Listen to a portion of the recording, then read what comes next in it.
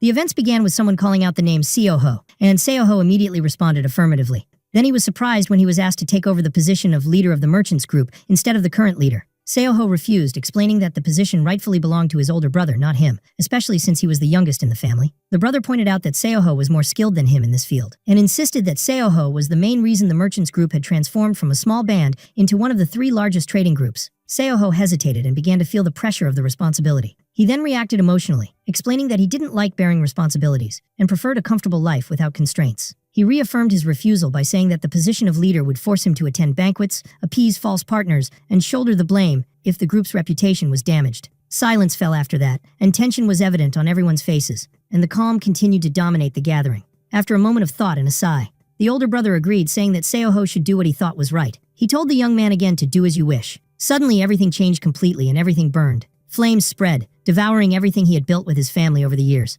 Amidst the fire, Seoho saw his bodyguard, who had protected him all his life, lying dead on the ground. He also saw his second brother dead beside him. Then he saw the rest of the leaders around him, all dead, including the head of the finance wing, Mr. Jang, the head of the breeze wing, Mr. Lim, the generals, and other wing leaders. Seoho sat stunned, staring at the corpses of everyone he knew around him, blood flowing from his face after being injured. Seoho immediately recognized the attacker, the leader of the White Heaven Merchants Group, Namgung Kang. The assailant held his sword to Seoho's neck, lamenting that he had to kill him, and looked at him with a mocking smile. Seoho asked him sarcastically and provocatively if the White Heaven Group was not supposed to be under the control of the Orthodox Muram Alliance. So how could they do something like this? The leader, Namgung Kang, replied that his superiors had heard that Seoho was hindering their business, adding that what happened was because Seoho interfered in their affairs for money. Despite his injuries, Seoho sneered and replied sarcastically that those who lost to him in competition did all this just for money, pointing out their lack of skill and the ridiculousness of their excuses. The leader became enraged at Seoho's words, then asked contemptuously if Seoho had lost his hearing. Suddenly, Seoho made one final attack, channeling a glowing internal force from his hand and shouting fiercely. But his opponent was faster, and Seoho received a powerful blow that threw him harshly to the ground. The injured Seoho began coughing with difficulty due to his severe wounds, regretting that he hadn't been more cautious of his opponent. The leader of the other group, Namgung Kang, stood over him, explaining that their attack was because of the danger posed by Seoho and the Eunhae trading group, and announced his farewell as he raised his sword to finish him off. Seoho received the fatal blow, unable to resist. In the final moments of his life, he wondered in deep sorrow if everything he had done with his family was meaningless, and if the lives of merchants held any value in the vast world of Muram. He thought with regret that things might have been different if he had started learning martial arts earlier, and if the Eunhae group had expanded bigger and stronger. He wished that the circumstances had been different, so that all this death might not have happened. Suddenly he heard someone calling him young master, and he opened his eyes in surprise. He found himself in a strange situation, with someone scolding him that, despite his illness, he shouldn't fall asleep on his first day of work. Seoho woke up extremely confused, wondering what was happening, and if he was still alive. The man in front of him began to scold him angrily, demanding that he prepare an analysis of last year's harvest data. Seoho felt disoriented, his vision blurry, and he couldn't hear well. Then he heard another voice telling him that the leader of the trading group was very worried about him, and suggested that he rest in bed. Still in shock, Seoho mistook the man in front of him for his former enemy, Namgung Kang, and attacked him in anger, shouting his name. But the man was surprised and barely dodged the attack, then hit Seoho on the head, scolding him for sleeping during work and mocking him, saying he was still dreaming. Seoho felt that the blow was strangely familiar, and when he regained focus, he realized the man in front of him was not Namgung Kang, but Yu Suak, the head of internal affairs for the Eunhae trading group. Seoho was stunned, since Yu Suak had been dead for a long time, and he wondered in panic how he was alive now. Seoho shouted in astonishment, asking if he was in hell now, to which Yu Suak replied sharply and sarcastically that it seemed Seoho hadn't woken up properly yet. Yu Suak explained that in all his years teaching the 3 young masters, none of them had ever dared attack him, and told Seoho he was very special for having such courage. Seoho, embarrassed, apologized, and claimed it was just a mistake because he wasn't fully conscious. Yu Suak ordered him to return to his room and sit facing the wall as punishment. Seoho sat on the thinking chair in his room, trying to process the situation, and kept wondering why Yu Suak was scolding him instead of being dead as he remembered. He realized that he had somehow returned to the past, and remembered that the first task he was given when he began learning about commerce was to analyze last year's harvest supply.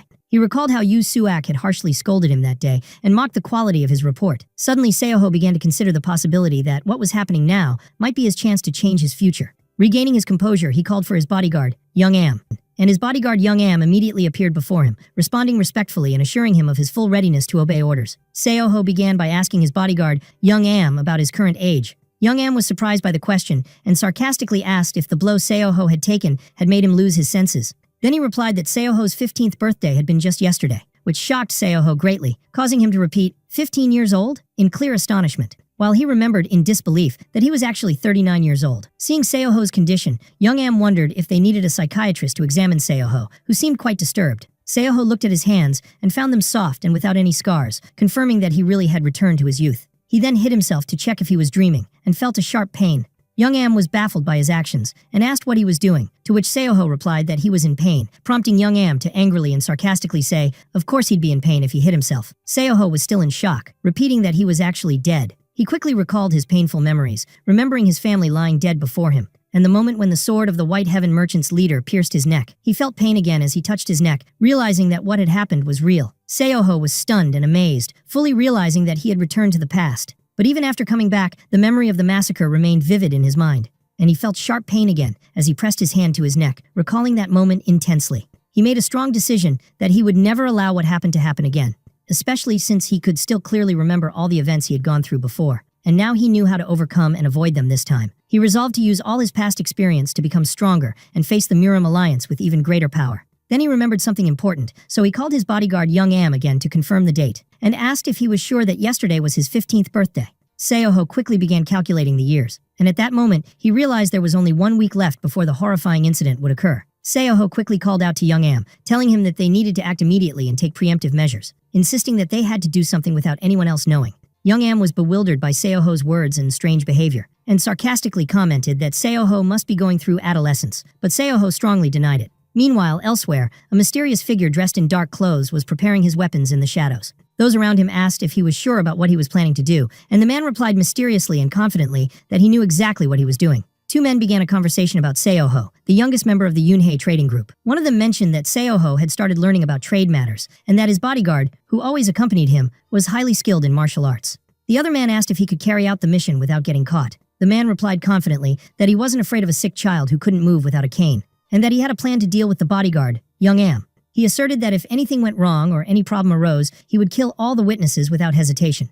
The other man mocked him slightly, reminding him that he himself used to serve that family in the past. But the mysterious man responded coldly, that the fate of the youngest Seoho of the Yunhei group was early death, and added with a sly smile that if he could end his suffering and kill him early, he'd be grateful for it. He confidently stated that Seoho was probably waiting for death himself at this very moment. At that moment, Young Am called out to Seoho with concern, as the two of them were together in a cold, snowy place, and Seoho was riding on his servant's shoulders while holding binoculars. Seoho jokingly told his bodyguard that he was a weak person who needed some exercise and exploration, which was why they were out searching for something. Young Am was puzzled and asked what exactly they were looking for. Seoho thought about a strange fruit and said to himself that he was searching for the best miracle cure in the entire region. Suddenly, a bloodstain appeared on the ground, triggering a painful memory from Seoho's previous life, where his bodyguard had been severely wounded and was urging him to escape from that place. Seoho painfully replied that he couldn't leave without him, but Young Am told him that this was his mission and duty, and asked Seoho to flee while he held off the attackers, assuring him he would die content as long as his sacrifice was not meaningless.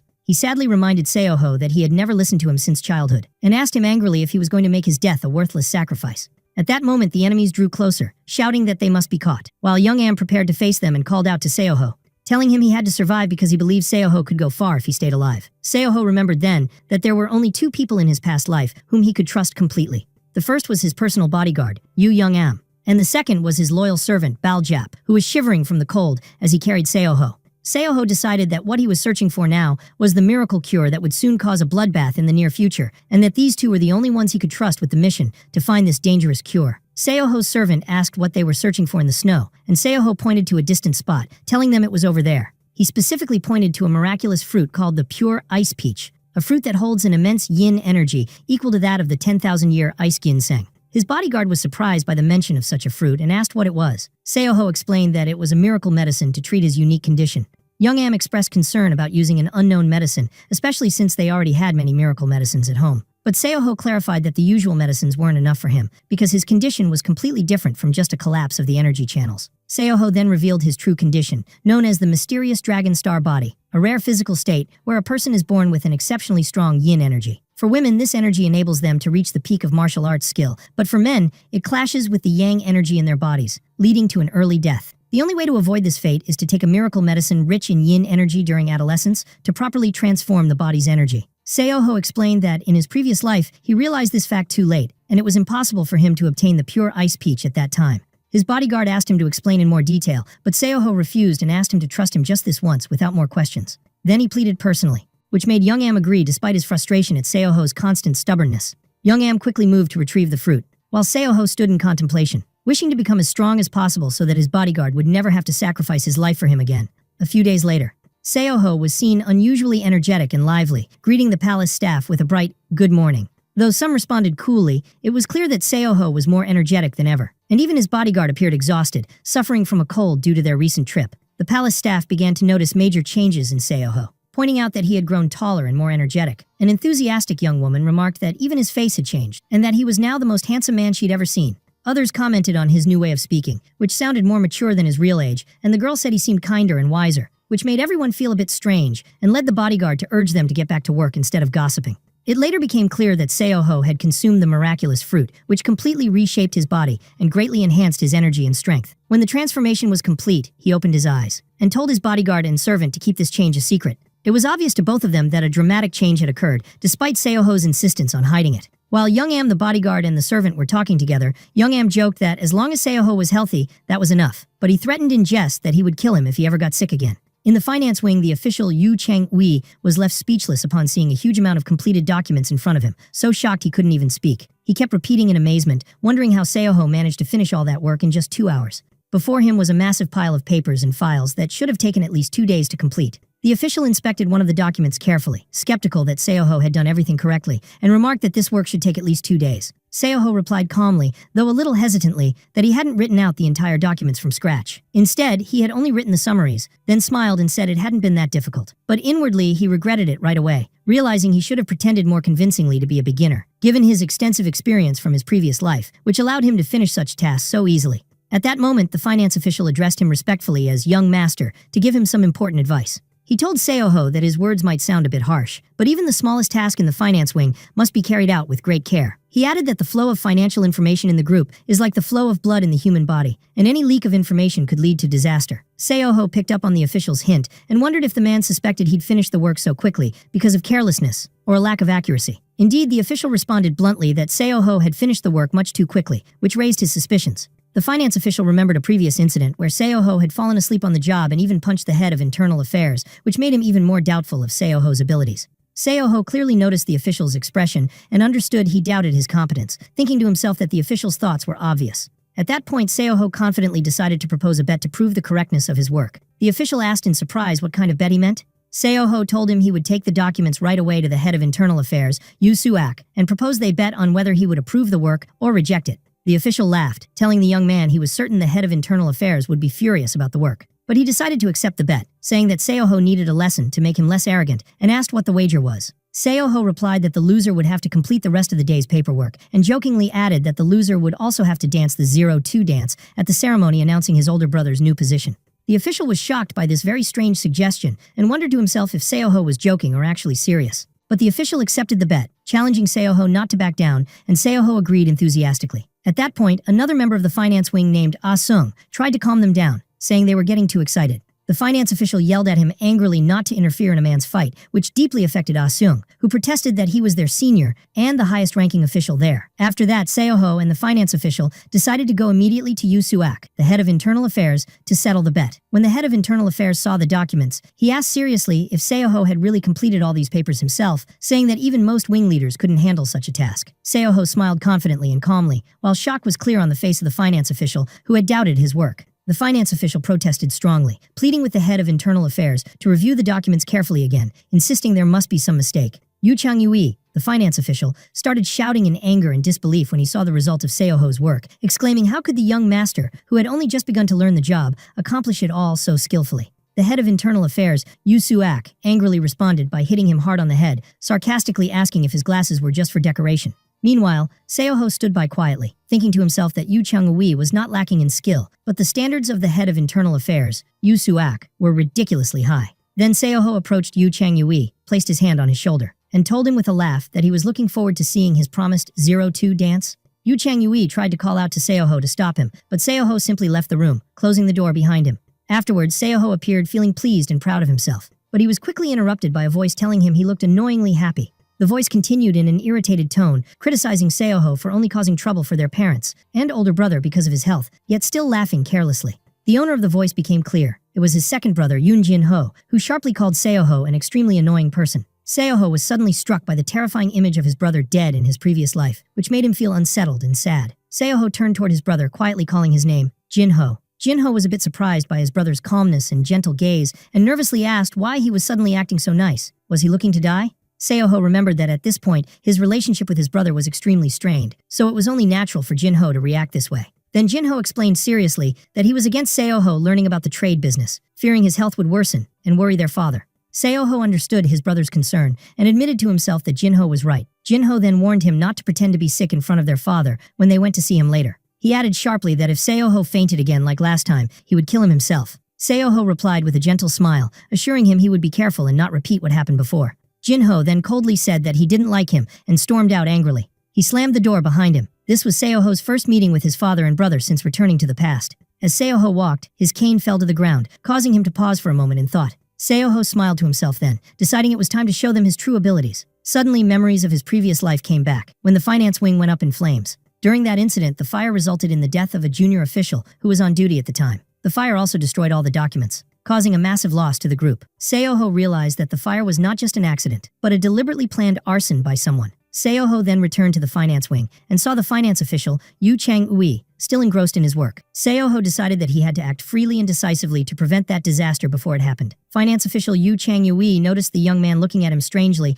and asked irritably why he was staring like that. Seoho just smiled and said it was nothing, and that he was going inside now. At that moment, Seoho decided that if he wanted to prevent the upcoming incident, he needed to change the way others saw him. That evening, the members of the Yunhei Trading Group family gathered at the family's main residence. Everyone sat around a large table full of food, and the atmosphere was quiet at the start of the meeting. The eldest brother, Yoon Young-ho, began by addressing his second brother, Yoon Jin-ho, and asked how things were going in the Sunset Wing, noting that it was completely different from the Breeze Wing. Jin-ho replied, clearly at ease, saying that work in the Sunset Wing was easier for him because he preferred physical, hands-on labor over using his mind. The youngest, Seoho, remained quiet, listening to them without speaking. The eldest then turned to Seoho, asking if he had started his practical training in the finance wing. Seoho replied politely and respectfully that he had. His older brother gently advised him not to rush his learning and to take things slowly, expressing concern that Seoho might push himself too hard. Seoho reassured him kindly, saying that he knew his own limits and worked within them, remembering that his older brother had always been kind and considerate, even in the past. But Seoho was suddenly struck by a painful memory of his older brother and decided he never wanted to see his brother in that tragic state again in this life. He felt sadness and bitterness from those memories, telling himself he refused to see that image ever again. Jin-ho suddenly interrupted sharply, dismissing his younger brother's words as nonsense.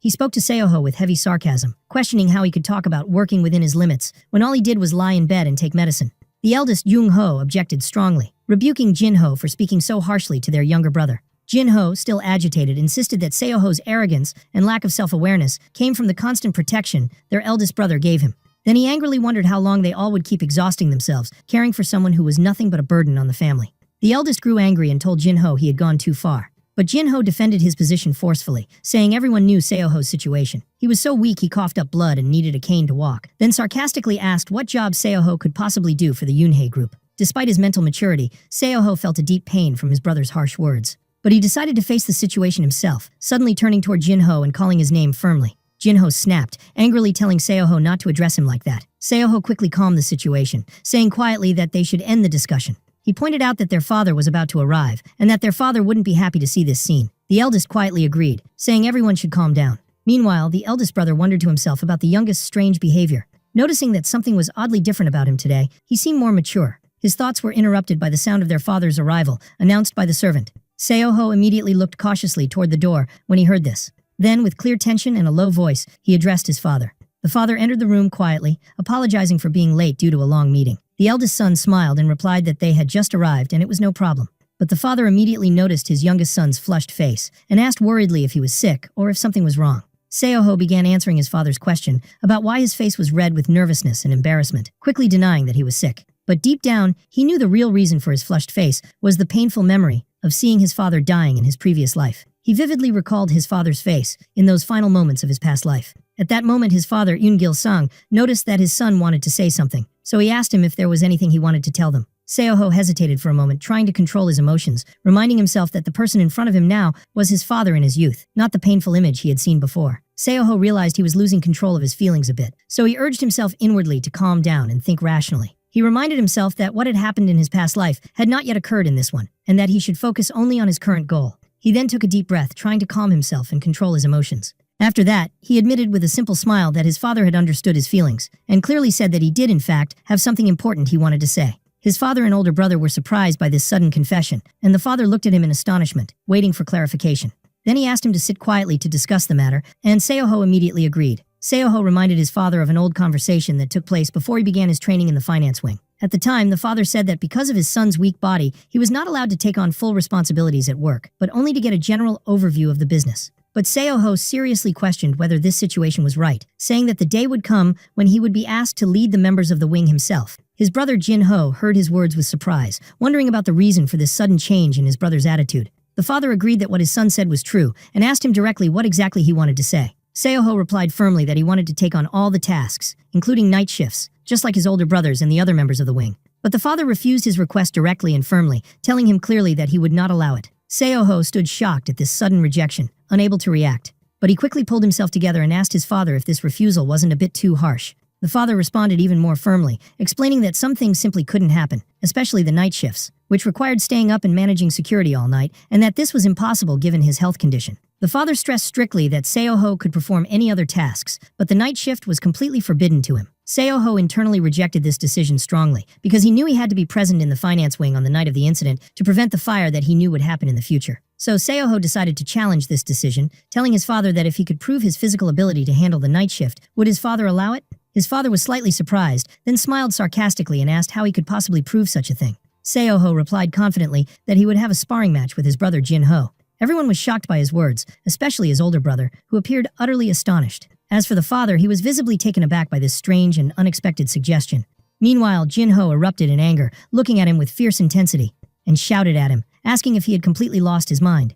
A confident smile appeared on Seoho's face as he asked his brother Jin-ho if he was afraid of possibly losing the match. The eldest brother Jung-ho intervened, astonished by Seoho's suggestion, and sharply asked him what he meant by that. Seoho calmly replied, explaining that since everyone was worried about his health, easing their worries was also a kind of filial duty. Seoho added, emphasizing that he knew Jin-ho had recently become a first-class fighter, and explained that if he could endure facing him, it would prove his ability to handle all the responsibilities in the finance wing. Jin-ho was affected by Seoho's words and admitted to himself that his brother's reasoning was sound, then asked their father to allow them to fight. The eldest brother tried to intervene to object, but Jin-ho quickly interrupted him and directly asked their father for permission, and the father quietly agreed. The eldest brother was surprised by his father's decision, but the father insisted on his stance, saying that Seoho must learn to take responsibility for his words and actions. The father wisely added that everyone will face trials at some point, and that now was the right time to test Seoho. Seoho noticed that his father was completely convinced he had no chance of winning against Jin-ho, but he considered this natural and expected. The father clarified the conditions of the match, saying that the gap between Seoho and Jin-ho was very wide, and if Seoho could endure for just 1.5 rounds, he would grant him permission to take on all responsibilities, including night shifts, and asked him if he could do that. Seoho bowed respectfully and thanked his father for giving him this opportunity. The eldest brother Jung-ho looked extremely worried and kept sighing out of stress over the danger of the situation. Jung-ho advised his younger brother that if the fight became dangerous, he should surrender immediately, and there was no shame in doing so. But Seoho calmly and confidently told him that he didn't think he would need to surrender. At the same time, Jin-ho's expression was changing sharply, growing very angry at Seoho's words. The match began in the wide open training ground, with Seoho and Jin-ho standing face to face. The guards and soldiers present were surprised to see Seoho on the fighting platform, as one of them remarked that not long ago he could barely stand. But Seoho gestured to them with a calm smile, asking them to be quiet and stay calm. The servant tried to reassure young Am, the bodyguard, affirming that Seoho would be fine, and wished that he truly would be. Meanwhile, the eldest brother, Jung-ho, stood next to their father and asked if he was worried about Seoho, but the father answered calmly that he saw no reason to worry. Jung-ho expressed his concern that Jin-ho had always looked down on Seoho, which might make him go hard on him in the fight, and the father responded quietly, contemplating his words. The events began with a decisive confrontation between the two brothers, where the younger Seoho stood confidently and calmly in the fighting arena, deciding to just observe at first. On the other side, his brother Jin-ho appeared serious, angry, and ready for the match. Some of the guards and soldiers present were extremely surprised by the sudden fight between the brothers, thinking that the whole family might have lost their minds because of this strange duel. The bodyguard felt great unease at Seoho's calm and provocative behavior, wondering if he had been taken over by some mysterious force. Then their father, Yoon Gil-sung, gave a clear order to start the match by beating the drums, which made the guard in charge hesitate for a moment and ask him again to confirm the order. The bodyguard hesitated a bit, worried about the danger, but soon decided to carry out the order enthusiastically, secretly hoping for the younger brother to win. Jin-ho prepared for the fight in anger, directing harsh words at his brother Seoho, accusing him of not knowing his real place. He said that Seoho was born a spoiled child, receiving lots of love and attention, which made him believe that everything was at his command. At the same time, Seoho prepared calmly and confidently to respond to his brother's attack. With a sharp gaze, Jinho thought that Seoho had been pampered and spoiled since childhood, making him think the world was beneath him. Jinho internally declared that he would teach him a harsh lesson as the older brother and launched a strong attack at him. Suddenly, Jinho recalled a moment from his childhood when everyone around him joked that he couldn't take his eyes off his younger brother because he admired him so much. Then another memory appeared, when he touched his baby brother's hand for the first time, and their father told him that his brother was so small and that he must always take care of him. Jinho looked at his brother as a baby then, listening to his father's advice. But now Jinho strongly rejected this role in his mind, wondering why he should always have to take care of his younger brother. He angrily added that their father had always expected him and the eldest brother to act like good older brothers, while Seoho always behaved inappropriately as a son. Jinho decided he couldn't take it anymore, launching his attack even harder, telling himself that he wouldn't do it anymore. On the other hand, Seoho remained extremely calm, seriously considering what level of strength he needed to use to counter his brother's attack. At that moment, Seoho used an advanced dueling technique called Snow Dragon Steps, moving with unusual speed and lightness that amazed everyone. Jinho was completely shocked. He couldn't follow his younger brother's movements and began to feel confused. Their father, eldest brother, and the guards were all stunned by Seoho's unexpected skill. Meanwhile, Seoho suddenly seemed to stumble during his movement, which caused surprise and concern. Seoho fell in an exaggerated, comical way, playfully claiming that he was just trying out a technique he'd just read about, but tripped and fell by mistake, adding that he was really lucky to have dodged the attack. Jinho became furious at his brother's provocative behavior, wondering to himself if he was actually joking. With even more speed and power, Jinho launched another attack at Seoho, who kept dodging the attacks with astonishing ease and calm. Meanwhile, clear astonishment and confusion showed in the eyes of the father and eldest brother, who still couldn't comprehend what was happening. The eldest brother asked his father in amazement at Seoho's sudden skill, "How can this kid do all this?" The father remembered his advice to his son Jinho not to underestimate the words of his younger brother Seoho, explaining to him that Seoho would not have suggested such a duel unless he had thought it through carefully. Then the father confirmed to himself that his youngest son, Seoho, was the greatest talent in the history of the Yunhei trading group. Despite his confidence in Seoho's talent, the father was still surprised by the level Seoho displayed in the fight, especially since Jinho was not yet fighting with his full strength. The father was amazed at Seoho's ability to endure for so long against his brother, who was considered a first-class fighter, especially since Seoho had previously suffered from balance problems. The father wondered to himself how strong Seoho could become if he learned under the guidance of a real master. But at that moment, the father felt concern not for Seoho, but for his son Jinho, who was extremely agitated. Jinho was deeply frustrated, wondering anxiously why he couldn't land a single hit on his younger brother. Suddenly, Jinho remembered that everyone had always talked about Seoho as the greatest genius in the history of the group, which only increased his anger and confusion.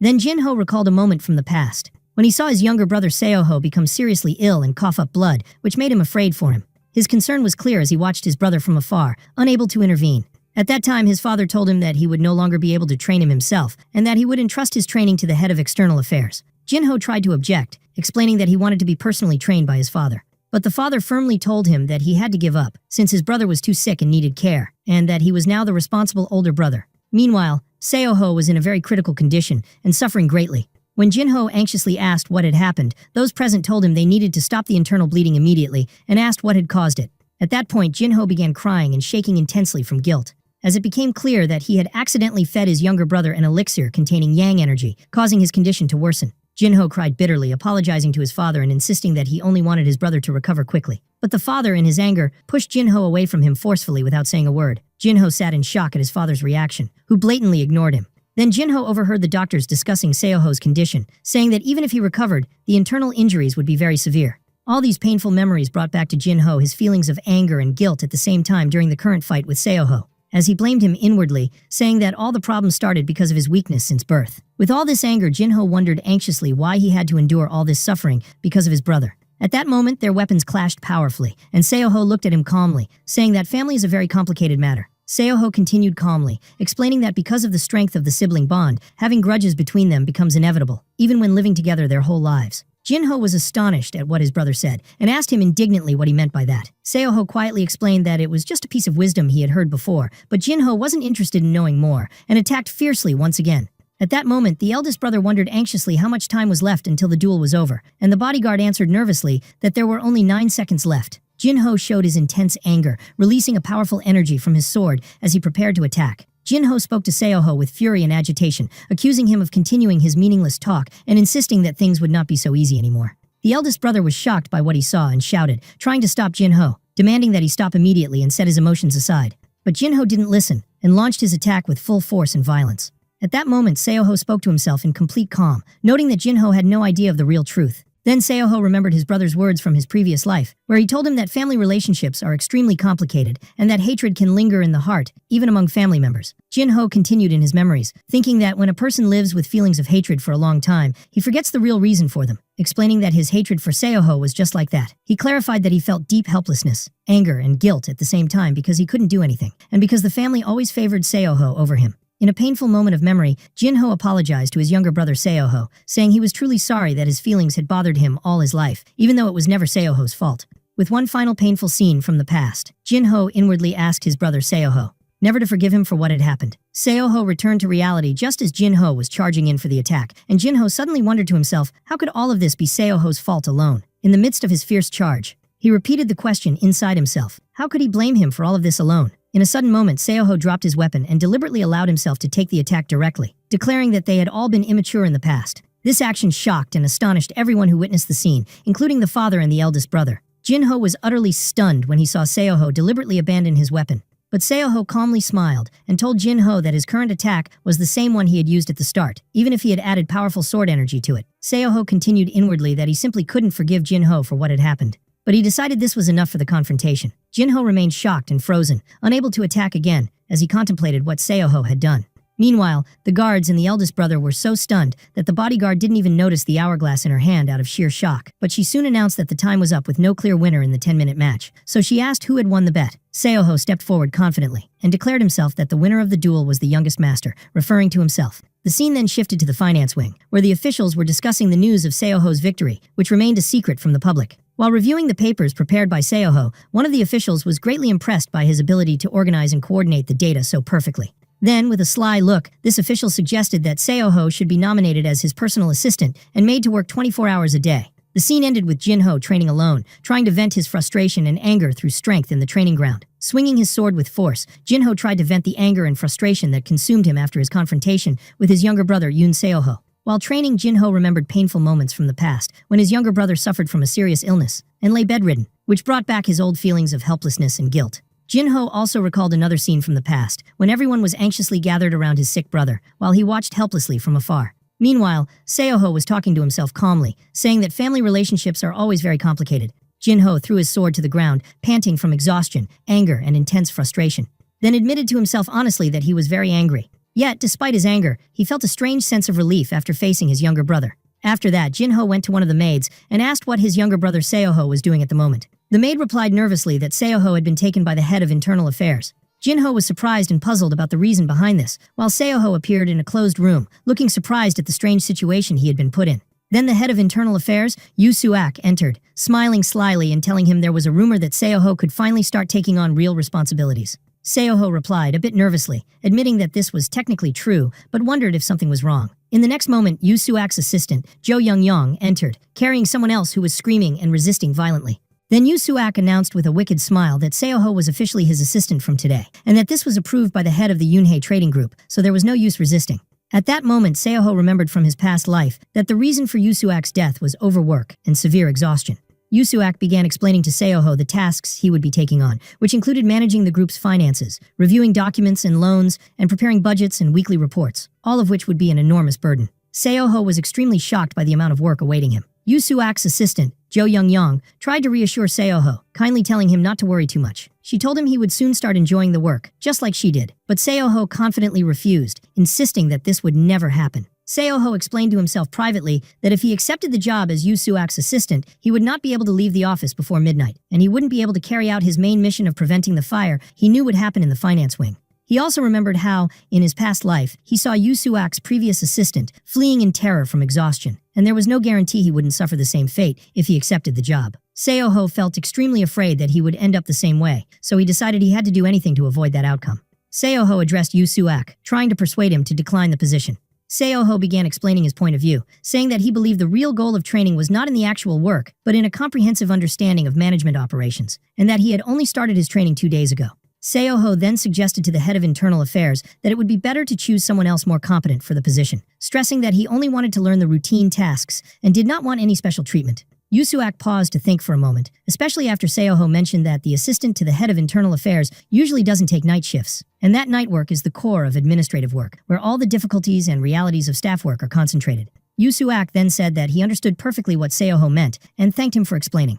But then he smiled slyly again, announcing that Seoho would take on all the routine tasks, in addition to the night shifts as well, which shocked Seoho once again. Feeling terrified and shocked after head of internal affairs, Yu Suak announced his new duties. Seoho, in a moment of sheer panic, decided to run away from the place immediately, causing the guards to shout at once for him to be stopped. Members of the Silver Wind armed squad belonging to the Yunhei trading group quickly grabbed Seoho tightly, preventing him from escaping. 3 days later, an announcement was posted listing the names of those assigned to the night shift that day: Yu Changyui and Yun Seoho. When Seoho saw this announcement, he remembered that this very night was the night of the Great Fire in the finance wing. At that same moment, Yu Changyui appeared, calmly reading a document with focus. Seoho noticed Yu Changyui's presence and immediately recalled that the previous incident that led to Yu Changyui's death happened during his night shift and felt relieved that he remembered this detail clearly. But at that particular moment, he was feeling extreme exhaustion from the pressure of work, to the point where he felt he was about to go insane from how much he wanted to sleep. Seoho explained to himself that he had been forced to take warmth pills used by the merchants of the Yunhei group to stay awake, which made him feel like he was exceeding his limits every day. Although the internal energy he had previously obtained from the pure ice peach helped him quickly overcome fatigue and exhaustion, the workload being sent to him seemed to be constantly increasing, and he wondered if he was just imagining this, or if head of internal affairs Yu Suak was deliberately trying to drown him in work. Meanwhile, Seoho reminded himself that he needed to get out of this place quickly after tonight, before he turned into a workaholic like Yu Suak's assistant, Jo Young-yong, who seemed happy to keep asking for more work. Seoho spoke to Yu Changyui, telling him that he was relying on him for this night shift, and Changyui calmly replied that he was relying on Seoho as well. Seoho thought to himself that he first had to get through this night safely. Late at night, while Seoho was working with focus, he noticed Yu Changyui entering and suggesting that they drink tea together before starting the shift. Seoho refused the tea, saying he was fine and preferred to stay without any drinks. The two of them then sat together in silence for a while as they worked. Seoho suddenly broke the silence by addressing Yu Changyui, asking if he had anything he wanted to say to him. Yu Changyui replied that he didn't know what Seoho meant, and Seoho assured him that there was nothing special. After that, Yu Changyui decided to go on an inspection round alone, though Seoho was surprised by his insistence on doing it by himself. After Changyui left, Seoho called for his bodyguard Young Am, but received no answer and assumed she might be asleep. Suddenly, Young Am appeared, sitting in a high place inside the room, which made Seoho wonder at her choice of strange places to hide. He gently asked if she would like to come down and have some tea with him, and Young Am was surprised by the offer, but gladly accepted. After Young Am drank the tea, she noticed it was a bit bitter and blamed Seoho for letting it boil too long. But soon the effects of the sedative appeared, and she fell asleep on the ground, while Seoho stood watching her and calmly said he was sure the tea contained a sleeping agent. Seoho felt extremely tired as he saw his bodyguard Young Am deep in sleep and wished he could sleep like her too. But despite his exhaustion, Seoho decided to start his inspection round of the area. At that moment, a mysterious figure appeared sneaking around the finance wing, and Seoho had already decided that he would catch the arsonist tonight. As this person moved, something fell from his hand to the ground, making a faint sound. When he struck a match to start the fire, Seoho surprised him from behind, mocking him and saying he seemed very enthusiastic. The mysterious man was startled and confused by Seoho's sudden appearance. But Seoho, with a quick and swift move, snatched the lit match from his hand before giving him a chance to react. Seoho examined the match, impressed by how well it burned, and commented, "Like oil on a burning fire." Seoho mocked the man for being so well prepared to start the fire, asking if he had made all his preparations for this act. Then called the man by his real name, revealing his identity as Ah Seung, a member of the wing, which greatly surprised him.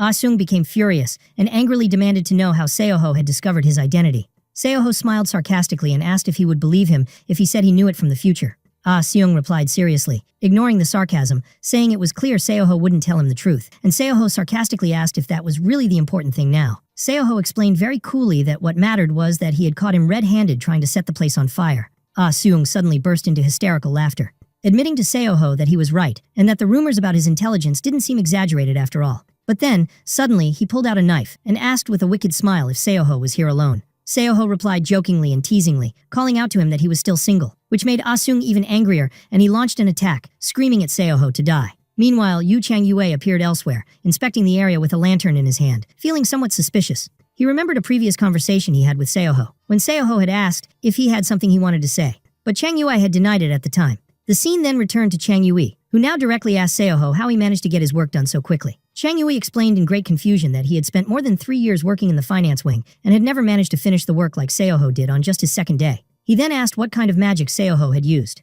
Seoho joked, asking if that was the reason for his cold behavior towards him, but Chang Yue became annoyed and insisted that he wasn't being cold. Seo-ho calmly replied that he didn't see himself as special in any way, and that it simply had to do with trying to do more than just finish tasks. He also tried to understand the intentions of the head of internal affairs behind them. In the middle of the conversation between Yoon Seo-ho and Yu Chang-yui, Seo-ho laughed lightly, commenting that he was starting to sound like an old man, explaining that these were words he learned from his father. Chang-yui expressed both his frustration and his respect at the same time, due to Seo-ho's remarkable abilities. Seo-ho replied calmly, explaining that these feelings shouldn't be negative, but can be used as motivation for growth and development. Chang-yui smiled, saying that was also something he had learned from his father, then decided to go on his inspection round. Seo-ho wondered if Chang-yui was going to do it alone, and Chang-yui replied that it would be for the best. As Chang-yui walked around the place, he wondered to himself how a beginner like Seo-ho could surprise everyone like this, and he also wondered if the future of the Yoonhae trading group was really in Seo-ho's hands. With this feeling, he recalled how annoying Seo-ho could be at times. Chang-yui decided to have a warm cup of tea to calm himself, but regretted not drinking the tea Seo-ho had offered him earlier. As he drank his tea, he was surprised, noticing oily stains on one of the utensils, which caught his attention and concern. Elsewhere, the confrontation between Seo-ho and Ah-seung had become intense, with Ah-seung attacking fiercely. But Seo-ho managed to fend off the attack easily, saying with a confident smile that, after fighting Jin-ho earlier, this fight was much easier for him. He then executed a highly advanced martial technique from the Snow Dragon art called the Bamboo Strike, making the fight seem effortless for him. Ah-seung was completely shocked by Seo-ho's high level of skill, wondering to himself how someone known for illness and physical weakness could possess such strength and agility, while suffering a series of blows. Ah-seung still couldn't comprehend what was happening, wondering in disbelief if this was a dream. The scene then shifted to Ah-seung's past, where he lived a miserable, aimless life, trembling with anxiety as he played mahjong and felt his life was worthless. In a moment of despair, he decided that instead of living a meaningless life, he would bet everything on a single mahjong tile. But he lost again, which made him furious, and caused him to get into a fight with the other players, accusing them of cheating and rigging the game. Ah-seung then found himself lying on the ground after being beaten, reflecting on his seemingly worthless and aimless life. Suddenly, a mysterious person appeared, mocking him and calling him Warrior Ah, saying he was in a miserable state. Ah-seung pleaded that he could return the money, reminding the man that he was a member of the finance wing of the Yoonhae trading group and could earn money again. The mysterious man agreed with him, acknowledging Ah-seung's competence, and proposed a new offer for him to work together again. As Ah-seung lost consciousness, he felt that everything was meaningless and was overwhelmed by a sense of resignation and complete despair. But before he completely passed out, he was struck hard by Seo-ho, who shouted at him that he wasn't allowed to faint just yet. Yoon Seo-ho was interrogating Ah-seung, who looked extremely exhausted and was coughing badly. Seo-ho told him in a frightening tone that he was no longer human. Seo-ho then explained to Ah-seung that when being beaten, he should only speak the truth, and asked if he understood this. But Ah-seung didn't answer immediately, which made Seo-ho demand a clear answer from him again. After some time had passed, specifically around 4 or 5 in the morning, Seo-ho stood in the outer courtyard addressing the other leaders and members, apologizing for causing such a disturbance at this early hour and asking them to understand that he had his reasons. Seo-ho explained to those present that the message had already reached them. The person who had tried to set fire to the finance wing had been caught. Meanwhile, Ah-seung appeared tied to a tree, hanging in the air and swinging, a terrifying warning scene. Seo-ho confirmed that investigations revealed the operation was orchestrated by the Lotus House of Courtesans. He added that the water wheel belonging to the head of the breeze wing, Jak Byung-chul, was very helpful in forcing Ah-seung to fully confess the truth. Ah-seung was in complete collapse, begging them to just kill him. Seo-ho's father appeared, asking seriously and calmly whether the Lotus House of Courtesans was truly responsible for this incident. Seo-ho commented that he was certain Ah-seung felt deeply betrayed by that. He then explained that the Lotus House of Courtesans was one of the 5 largest courtesan houses in the Hubei region and had long-term business dealings with the Yoonhae group. The head of the breeze wing, Jak Byung-chul, added that the Lotus House owed a large debt to the group and might have tried to get rid of the evidence of that debt by starting the fire. Meanwhile, the head of the Sunset Wing, Yoon Dami, said that if the plan had succeeded, it would have been very difficult to discover the perpetrator, especially with so many entities owing debts to the group. For his part, the head of external affairs and leader of the Silver Wind Squad, Go Il-byung, expressed his relief that things ended peacefully. Seo-ho stood quietly reflecting on what had happened, while the others praised him, pointing out that if he hadn't discovered the fire, everyone would have been in great danger while they slept. Inwardly, Seo-ho was certain that guard Yu Chang-wei would have burned to death if he himself hadn't stopped him from drinking the drug tea that would have put him into a deep sleep. Seo-ho decided to cut off the praise being given to him, emphasizing the need to discuss the next step. Go Il-byung noted that Seo-ho showed no arrogance despite being so young, and that he moved directly to important matters without hesitation. Yoon Dami was amazed by Seo-ho's composure despite the seriousness of the incident, confirming that he was very talented. Suddenly, head of internal affairs, Yu Suak asked Seo-ho to take Ah-seung down from the tree because he felt uncomfortable seeing him hanging like that, pointing out that he was still a human being after all. Seo-ho was surprised by this request, as he hadn't expected such words from Yu Suak, but he agreed in the end. After Ah-sung was taken down, one of those present kindly asked if he was okay, and Ah-sung thanked the head of internal affairs for his kindness. But Yu Suak surprised everyone by hitting Ah-sung hard, saying that if he was awake, that meant he was ready to take more beatings. Yu Suak continued, extremely angry, explaining that he had to work all night because of him, and continued to beat him harshly. Yoon Seo-ho proposed to the leaders and members of the Yoonhae Trading Group that they actually set the finance wing on fire. Head of Internal Affairs. Yu Suak was utterly shocked by this suggestion and tried to shout his objection, but Head of External Affairs, Go Il-byong, stepped in to calm him down, saying that this was his workplace, and they should listen to what Seo-ho had to say. Head of the Sunset Wing, Yoon Dami, commented that this plan was truly impressive. Seo-ho then continued, explaining that they needed to cover up the truth with a lie, quoting a saying that lies confuse the truth, and what is false confuses what is real. He then clarified his idea further, emphasizing the necessity of making the Lotus House of Courtesans believe that their plan to burn the wing had actually succeeded, so they would reveal their true intentions. The other leaders agreed with Seo-ho's plan, except for the head of Internal Affairs, who continued to reject the idea completely, considering it madness to burn down a perfectly good building because of a lie. But since the majority agreed with the plan, it was decided to actually burn the finance wing. In a dramatic scene, the wing went up in flames while Seo-ho walked away calmly and confidently, amid the shocked screams of Yu Suak. All the documents and the bodyguard Young Am were in a safe place, away from the fire. Seo-ho stood watching the building burn, just as it had in his previous life, but this time he felt he was in much better control of the situation. Seo-ho assured himself that this fire would be a step toward the group's success, not its downfall. Yet at the same time, he felt a bit of pity for Yu Suak, who collapsed in despair, wondering about the cost of rebuilding. Afterward, Seo-ho asked one of his workers about the deadline for the debt owed by the Lotus House of Courtesans, and the man replied that the deadline was next month, specifically on Buddha's birthday. Seo-ho smiled and said they would leave the problem hanging until then, and would raise the necessary funds from other sources. A month later, in one of the largest courtesan houses in the Hubei region, some people were talking about the great fire that had happened at the Yoonhae Trading Group. They wondered in amazement about the cause of the fire, and one of them mentioned hearing that all the contracts and important documents related to the Lotus House of Courtesans had been completely burned. Another assumed that the group used the fire as an excuse to avoid paying the debts. At that moment, the chief manager of the Lotus House, Seo So-chang, appeared, extremely annoyed at the idea that burning the documents wouldn't exempt them from paying their debts. He then decided to step in to stop what was happening and entered to meet the master of the house. But he was greatly surprised to find the housemaster surrounded by courtesans. Seo So-chang was furious at the scene and angrily asked the housemaster if he had gone back to behaving this way again, even though the previous master had forbidden it. But the housemaster cut him off sharply, demanding that he get to the point quickly. Then the housemaster, Baek Bok, said with a clear threat that he was making him want to kill him. Inwardly, Seo So-chang decided he should resign from his job, describing the housemaster as a useless person. But he collected himself and told him bluntly that he had heard he was planning not to pay the debts owed to the Yoonhae group, even though burning the documents didn't exempt them from their obligations to their longtime partners. The master of the Lotus House of Courtesans, Baek Bok, appeared indifferent as he said nonchalantly that a long time had already passed since the debt was due, and that if the Yoonhae group had been aware of the matter, they would have caused a problem already. Then he ordered his manager to leave the room. But the chief manager, Seo So-chang, hesitated and objected, saying that they hadn't said anything yet, so Baek Bok angrily repeated his order for him to leave immediately. Seo So-chang protested emotionally, saying that the previous master of the house would never have acted this way. Baek Bok called his manager over and told him to come closer, so the manager complied, feeling anxious. As the manager approached, Baek Bok began searching for something beside him. Suddenly, Baek Bok smashed a bottle over the manager's head while cursing him in extreme anger. Seo So-chang fell to the ground in pain, gasping for breath, and then Baek Bok violently demanded, "Who is the master of this house right now, him or his father?" He continued angrily, complaining that all the manager ever did was get in his way. Baek Bok then sat back down in his chair and sarcastically told the manager that after finishing the current issue, he would deal with the merchants of Dune. He then turned to a courtesan who was trembling with fear and told her with a smile that the demands of the Dune group were a bit annoying, but that they served the White Heaven group, which was one of the 3 largest trading groups and directly affiliated with the Murim alliance. Baek Bok continued with an evil smile, explaining that as soon as he finished dealing with this issue, everyone would stop comparing him to his father, and he wouldn't have to work with the Yoonhae group ever again.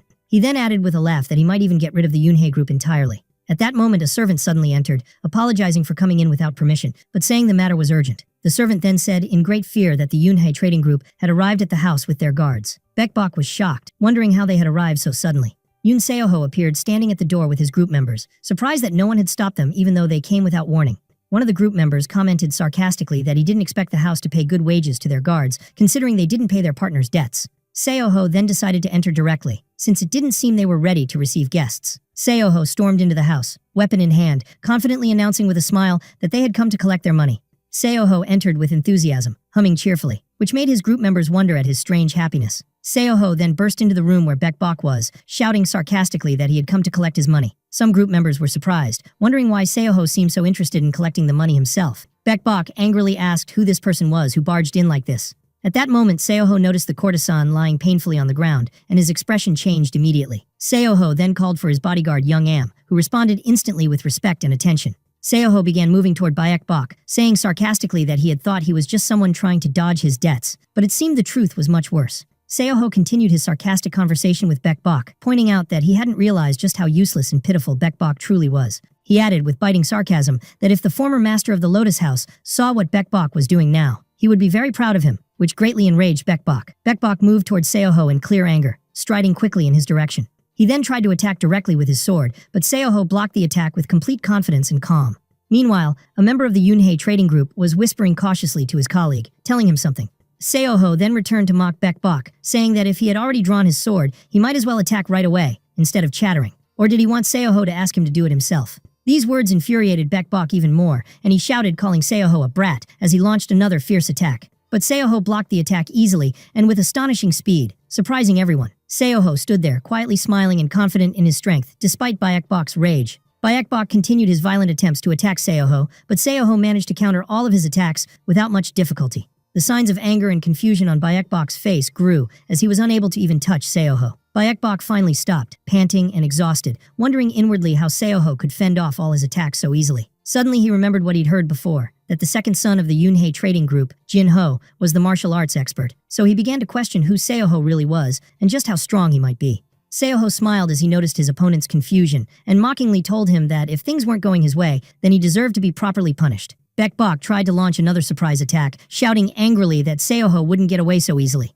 But Seo-ho surprised him from behind and told him in an icy calm voice to clench his teeth tightly, which completely unnerved Baek-bok. Then Seo-ho struck him hard on the head with his cane, causing Baek-bok to fall to the ground in intense pain. Seo-ho mocked the sound Baek-bok's head made when struck, wondering aloud if his head was empty inside because of the loud noise it produced. One of the group members anxiously wondered if Baek-bok had died from the force of the blow, but Seo-ho calmly reassured him that he hadn't hit hard enough to kill him. One of the Yunhei group members approached Baek-bok and ordered him to wake up, slapping him across the face. Baek-bok woke up in terror, seeing the face of the Breeze Wing's head, Jak Byung-chul, grinning at him menacingly and asking if he was awake now. Baek-bok was so frightened that he recoiled, screaming in horror. Jak Byung-chul mocked Baek-bok's fear, taunting that he looked terrified just by seeing his face, and asked in a threatening, sarcastic tone if he wanted to die. At that moment, Baek-bok looked up and saw Seo-ho standing before him, ready to finish what he had started. Seo-ho spoke firmly as he looked at Baek-bok, who was sitting on the ground, saying that this was neither the first nor the second time they'd been late on payments, and that the Yunhei group had only been patient with them out of respect for the previous master of the house. He then asked if they really thought the group was just a bunch of fools. Baek-bok tried desperately to deny everything, stammering in confusion, and asking what payments they were even talking about. At that moment, Seo-ho threw a pile of documents in Baek-bok's face, telling him that they were records of all the goods that the Yunhei trading group had provided to the Lotus House of Courtesans. Seo-ho then confirmed that they had not paid a single coin for these goods during the entire past year. Finally, Seo-ho clearly declared that the contract signed between them stated that if payment was not made, full ownership of the Lotus House of Courtesans would be transferred to the Yunhei trading group. Baek-bok reacted to these words with intense anger, shouting at Yoon Seo-ho and accusing him of presenting forged and falsified documents. Baek-bok continued confidently, explaining that he knew about the fire that had destroyed all the finance wing's documents and accused Seo-ho of trying to blackmail him without any evidence. At that moment, the head of the Breeze Wing, Jak Byung-chul, intervened with a clearly annoyed expression, declaring that he could no longer stand to hear these accusations. Seo-ho threw his cane forcefully beside Baek-bok's head, challenging him to take another good look at the documents he claimed were fake. Seo-ho grabbed the document and held it up in front of Baek-bok's face, demanding that he open his eyes wide and clearly see the old paper and the worn-out seal. Doubt and tension began to overtake Baek-bok, who realized deep down that the document was indeed genuine, causing him to sweat and feel afraid. Wondering if the Dune group had made a mistake in carrying out the plan, Baek-bok began trembling and growing confused, questioning to himself whether the Dune group had lied to him and why they would do such a thing. Seo-ho slowly waved the document in front of him, saying mockingly that this was the sound of his tiny brain trying to think, which made Baek-bok even angrier and more unsettled. Seo-ho then asked sarcastically why Baek-bok hadn't just managed the Lotus House properly and lived a comfortable life, instead of resorting to such shady methods. Then he told him plainly that it was clear he'd been conducting suspicious dealings behind everyone's backs. At that moment, the chief manager of the Lotus House, Seo So-chang, intervened and asked for permission to speak. Seo-ho noticed his identity, and remembered that he was the manager who had previously been mistreated by Baek-bok. Seoho recalled that Seo So-chang was the person who had once managed to turn a failing courtesan house into one of the top 3 houses in Hubei, thanks to his exceptional management skills, and felt sorry that he was now working under such terrible conditions. Seoho stepped forward and introduced himself formally to Seo So-chang. Seo So-chang ignored the pleasantries and went straight to the point, producing the account book for the Lotus House of Courtesans and asking Seoho to turn to page 7, explaining that there was a recently opened new branch that had not been officially registered. At that moment, Baek-bok leapt up, screaming in anger, and threatening Seo So-chang that he would kill him if he said one more word. Baek-bok suddenly stopped when he felt the presence of Seoho's bodyguard behind him, who stood glaring menacingly and holding her knife, but he quickly went back to clearly and violently threatening Seo So-chang. A member of the group intervened and asked Seoho for permission to speak with Baek-bok personally. He then told Baek-bok plainly that everything was over and that he needed to stop immediately. He explained to him sadly that he had completely crossed the line. Elsewhere, Seo So-chang recalled some rumors that had once circulated about Baek-bok, and how he had always been compared to his late father, with his abilities clearly inferior by comparison. Seo So-chang remembered a scene from the past, when he saw Baek-bok broken and alone, suffering from the constant pressure and comparisons. Baek-bok was seething with anger, talking to himself with intense hatred and resentment, wondering if people really thought his father would remain in his position forever, hinting at his hidden ambitions to take control. Seo So-chang recalled the reasons that had made Baek-bok such a troubled person. Then So-chang explained to Baek-bok that, despite knowing he could never fill his father's shoes, he had always tried to support him, expressing his regret for all the efforts he made to maintain a good relationship with him. For his part, Baek-bok shouted at So-chang with anger and resentment, while the latter calmly asked Yoon Seoho to check the financial records that had been mentioned earlier. At that moment, Seoho began to consider the possibility that the Dune Trading Group was involved in what was happening. Seoho remembered that the Dune Group was affiliated with the White Heaven Merchants Group, which was directly connected to the Muram Alliance. Seoho wondered to himself what the Muram Alliance might be planning this time, and while he was lost in thought, So-chang interrupted him by calling, "Young master," to bring him back to attention. His bodyguard Young Am noticed his long distraction and asked him with concern what was weighing so heavily on his mind. She asked him why he wanted to visit a particular wing, requesting that he explain clearly so she could help him if anything happened. Seoho smiled gently and told her that he wasn't entirely sure why he was going, apologizing and saying he had to find out for himself. At this point, So-chang felt a bit annoyed, wondering if he ought to hit Seoho at least once for his indifference, then told him that the wing in question was the new wing being built by Baek-bok. Upon their arrival, Seoho noticed that the wing looked more ordinary than he had expected, but the surrounding air was strangely cold. Seoho asked his bodyguard, Young Am, if she sensed anyone nearby, and she replied that she didn't sense anyone. Seoho decided to enter the place for now, thinking that no one was around. Upon entering, So-chang pointed out that the place was empty because there was an order forbidding anyone from entering until the next day. At that moment, Seoho began to feel something strange in the place and told So-chang that he had previously sensed something suspicious there. Seoho asked So-chang to stay directly behind him and got ready with his bodyguard for any possible danger. Very quietly, Seoho called out to the person hiding in the darkness, telling them to reveal themselves and come out immediately. A mysterious figure dressed entirely in black, with his face covered, emerged from his hiding place. Seoho was surprised by the person's ability to hide without anyone noticing his presence, and demanded that he reveal his identity. The mysterious person did not answer, but instead drew his weapon and immediately began to prepare for an attack. Seoho realized there was no choice but to fight, and told his bodyguard Young Am to protect the manager, Seo So-chang. Then the fight began, as the mysterious person attacked with incredible speed. Seoho barely managed to dodge the attack, astonished at his opponent's extraordinary speed. A fierce confrontation began between Seoho and the mysterious person, as they exchanged blows with great speed and skill. After a rapid exchange of strikes, the mysterious person suddenly started to retreat. As he retreated, he made a quick move toward the door, attempting to escape. But before leaving, he threw a firebomb at them. Yoon Seoho shouted loudly, ordering everyone to get down immediately, and a violent explosion filled the place with smoke and dust. After things calmed down a little, Seoho checked on Chief Manager Seo So-chang, who replied, assuring him that he was fine despite the shocking situation. Seoho then realized that the bomb that had been thrown was not an incendiary bomb, as he had initially thought, but merely a smoke bomb intended to cover the escape. At that moment, he noticed that the only goal of the masked woman's attack was simply to escape from the scene, and he confirmed to himself that they could have been in great danger if she had decided to use her full strength. Suddenly, he heard a voice calling him from the corner of the room saying, "Over here." And it turned out to be manager So-chang, who pointed to a secret underground entrance and said he had no idea why Baek-bok had dug such a secret tunnel, but it led directly to the main building of the Lotus House of Courtesans. Seoho was greatly astonished to find such a secret underground tunnel. After a brief moment of thought, Seoho asked his bodyguard Young Am to guard the entrance to the secret tunnel. Seoho then began to carefully inspect the entrance, realizing that the masked person was most likely directly connected to this tunnel. Seoho was shocked when he found the emblem of the Dune Trading Group, clearly engraved on the door leading to the tunnel. Later, Seoho returned to the main building of the Yunhei Trading Group, Unwol Wing, to speak with his father, Yoon Gil-sung.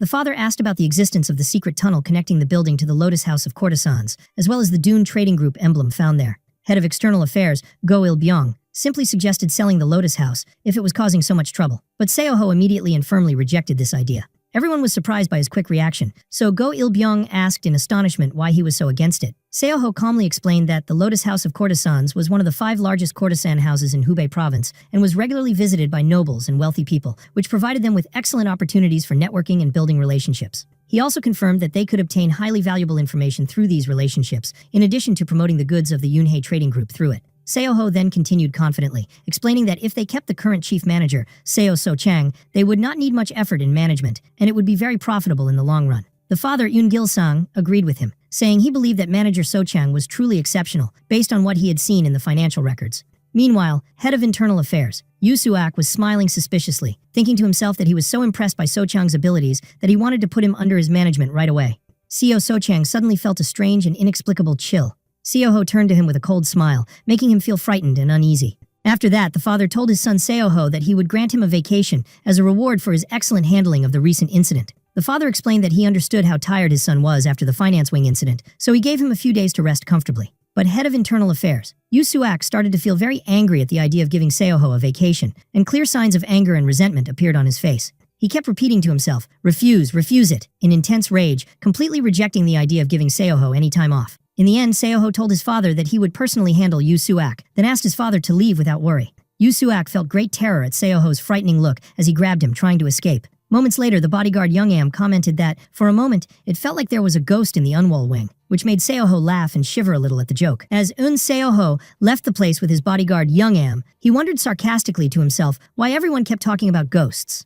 Then, Seoho recalled memories from his previous life, realizing that the reason the nobles of Hubei supported the Muram Alliance and the White Heaven Group was because of the secret meetings held in the underground tunnel of the Lotus House of Courtesans. Seoho smiled confidently, knowing that this place now belonged to his trading group, and thus he had managed to deceive the Muram Alliance. Young-am looked at him with concern, thinking that perhaps he had lost his mind after seeing a ghost, especially with the strange smile he wore on his face.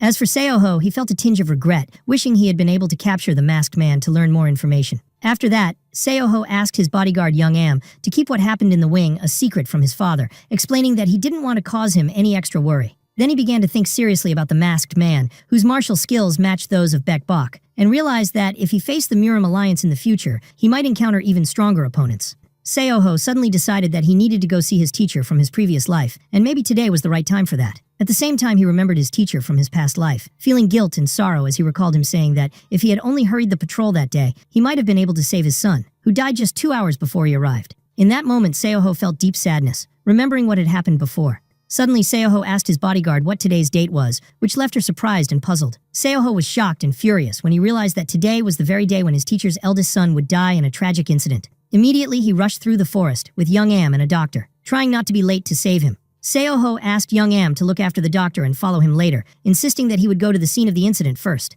Young-am agreed calmly. Seoho began to recall that at this very moment, the eldest son was playing with his younger brother in the bamboo forest, and no one expected what would happen next. Seoho moved swiftly through the forest, feeling intense fear and worry for the fate of the eldest son. He began searching for the 2 brothers in the bamboo forest, afraid of the horrible fate awaiting one of them.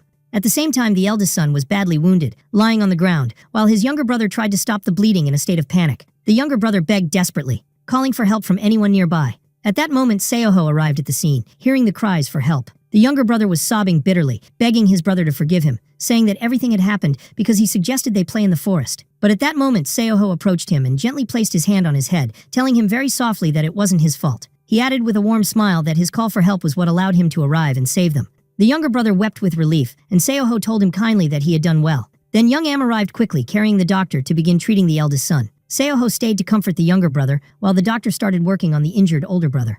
Seoho continued to reassure the younger brother, promising him that everything would be all right. With clear relief, Yoon Seoho stood watching the doctor treat his teacher's eldest son, commenting inwardly that he felt true happiness and comfort after succeeding in saving his life. The scene then shifted to the medical wing of the Yunhei Trading Group. Seoho stood closely observing the condition of his teacher's eldest son, contemplating the severity of the wound caused by the bamboo, and noting that had he arrived a little later, the injury would have been fatal. Seoho felt some comfort as he wished internally that in this life, he might get to see his teacher smile more often, especially after saving his son. Seoho reflected on the pain parents feel when they lose their children, admitting he couldn't even begin to imagine such grief. Then Seoho resolved that he would change the future step by step, assuring himself that now was the right time for his teacher to arrive. At that moment, the teacher rushed in, calling out his son's name, Hyung-jin, in deep concern. Seoho immediately noticed that his teacher had just returned from a protection mission. Seoho formally introduced himself to the teacher, explaining that he was from the Yunhei trading group and had found his son by chance in the bamboo forest and rescued him.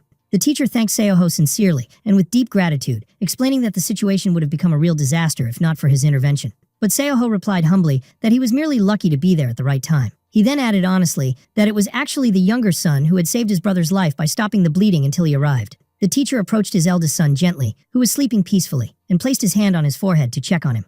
The teacher was deeply moved by Seoho's humility and respect, telling him that he truly didn't know how he could ever repay such a great favor. Seoho was flustered by his teacher's modest reaction, commenting inwardly that he never expected his teacher, whom he'd known in the past, to have such a sensitive and humble personality. Suddenly, the teacher noticed something strange about Seoho's hand, which caught his full attention.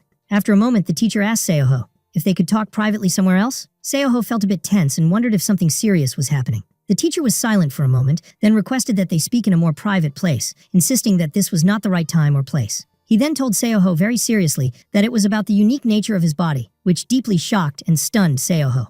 Later that night, Seoho met his teacher alone in the forest, where the teacher apologized for meeting him at such a late hour and without any guards. Seoho smiled calmly, saying that it was fine, and guessed that his teacher didn't want anyone else to hear what he was about to say. The teacher smiled confidently, telling Seoho that he truly was clever. Seoho then wondered inwardly if the internal energy he had obtained from the pure ice peach was what had changed his body, and whether his teacher had noticed the change. In the end, the teacher asked him directly and clearly if he knew anything about the mysterious dragon star body. Seoho stood in stunned silence, realizing that his teacher already knew the truth about his special body. When the teacher confirmed to Yoon Seoho that it seemed he knew something about the mysterious dragon star body, he smiled gently and told Seoho not to worry or feel nervous. The teacher explained to Seoho that when he held his hand earlier, he could clearly sense a very strong yin energy within him. He clarified that he could recognize it so easily because he himself had studied the ice arts, which rely on that energy. The teacher then confirmed that from that moment, he sensed Seoho possessed the mysterious dragon star body. Seoho cautiously asked if the teacher knew anything about this unique condition.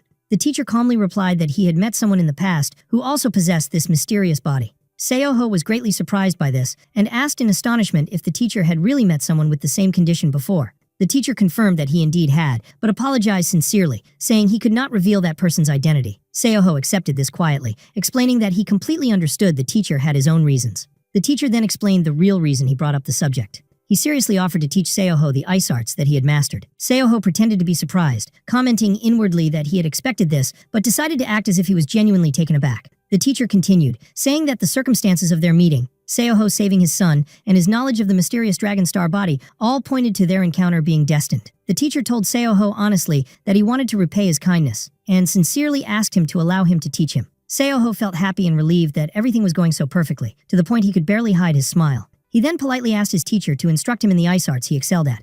The teacher was a bit surprised at how quickly Seoho accepted his offer, and expressed this openly. Seoho explained that it was impossible for him to refuse the chance to learn from such an important figure and leader of the Prosperous Protection Agency, a group with a long history with his own trading group. The teacher was convinced and said they would begin training the next morning. The following morning, the teacher started explaining the special technique Seoho would be learning, the sacred yin icy art. He told Seoho that he already had internal energy in his core, and that all he needed to do was remember the flow of energy the teacher would show him, and later practice it on his own. The teacher began channeling energy through Seoho's body so that he could feel and understand it well. At that moment, the teacher noticed something strange that greatly surprised him. He found that all of Seoho's energy channels were already fully open. The teacher asked Seoho seriously if he already knew anything about this martial technique. Seoho quickly denied it, explaining that he had no reason to know, but he recalled inwardly that he had already opened his energy channels earlier. The teacher then cautiously asked if Seoho's life had ever been endangered because of the powerful yin energy within him. Seoho answered honestly that he had taken a miracle medicine in the past that nearly killed him due to its potent effects. The teacher understood and said calmly that this explained a lot, adding that this technique was originally developed long ago to help people survive extremely harsh conditions, especially when on the brink of freezing to death. The teacher explained to Yoon Seoho that the martial technique he was about to learn had been invented long ago, at a time when their ancestors had to face the deadly threat of extreme cold. Perhaps something similar had happened to him in the past, which made Seoho feel somewhat guilty for not being able to tell him the whole truth. Then Seoho felt a gentle hand on his shoulder, and when he turned, he saw his teacher saying kindly, "Young master." Seoho responded with a smile and affirmation, and the teacher replied with clear joy that this was a good thing. The teacher looked extremely pleased and told Seoho that since he was now ready to use the martial technique, they could move directly to physical training and endurance exercises, starting from this very moment. Seoho was surprised and asked in great astonishment if they were really going to begin right now. The teacher confirmed with complete seriousness that the training would be so harsh he would want to curse him, which made Seoho a bit frightened. Then the teacher gently explained that since Seoho had saved his son's life, he would do everything in his power to ensure that his teachings would help Seoho preserve his own life as well. Seoho began to endure an extremely harsh routine, combining exhausting office work with the grueling physical training imposed by his teacher. He worked tirelessly during the day on documents, while in his spare time, he trained under his teacher's strict instructions. Seoho became so exhausted that he decided he would do nothing but lie down and relax during his next vacation. The scene then shifted to the finance wing, where one of the workers burst into the room, telling his chief that a guest was waiting for him. The head of the wing became very angry because he was so busy, and he asked furiously which guest he was talking about. But when the worker told him the guest was Mr. Song, the chief's reaction changed instantly, and he announced he would go personally to receive him. The chief of the wing then turned to Seoho and told him to get ready to accompany him. Seoho was puzzled and asked why he should go with him, so the chief explained that if Mr. Song had come, it usually meant there would be more documents to handle, and therefore, it was better for Seoho to come along rather than having to explain everything to him later, which would just be a waste of time. Seoho felt frustrated by the chief's words and thought to himself that his boss left him all the work because of his own laziness, and he decided that he really needed to escape from this place. After that, the chief of the wing left the room and asked the wing assistant, Jo Young-yong, to take good care of Seoho. And with a sly smile, he told her he would give her more work when he returned, which left her shocked and oddly excited. Elsewhere, the head of the wing was sitting with Mr. Song, who welcomed him, saying it had been a long time since they'd last seen each other. Mr. Song then began to speak, indeed, and suddenly stopped, hesitating. The chief was surprised at his hesitation and asked what he wanted to say, but Mr. Song ignored the situation and indicated that the person accompanying him was just his assistant. He was about to call him my servant, but quickly corrected himself. After that, Mr. Song honestly explained that he had come today to ask for help. The chief asked seriously if there was a problem. Mr. Song replied, explaining that a few days ago, the officials had told him that some of his land had not been accounted for when calculating taxes. As Mr. Song continued speaking, he said that he had discussed the matter with someone he trusted, who told him that the officials apparently were searching for something. The head of the wing responded calmly, explaining that it seemed like just a misunderstanding, and thought that if they found what they were looking for, he could meet with the official and clear things up. Mr. Song went on mysteriously, revealing that what they were looking for was a doll that moved and danced on its own at certain times. Yoon Seoho was utterly shocked when he heard this, repeating to himself in disbelief, "A doll that dances on its own?" The scene shifted as another member of the Yoonhae trading group echoed in surprise, "A doll that dances on its own?" The head of the wing stepped in, saying he understood Mr. Song's position well, but then asked cautiously if it was really official Bo Jungsa, who had specifically requested this item. Mr. Song hesitated for a moment and seemed tense, then admitted awkwardly that the truth was a bit different, and that it was actually related to Lady Jo.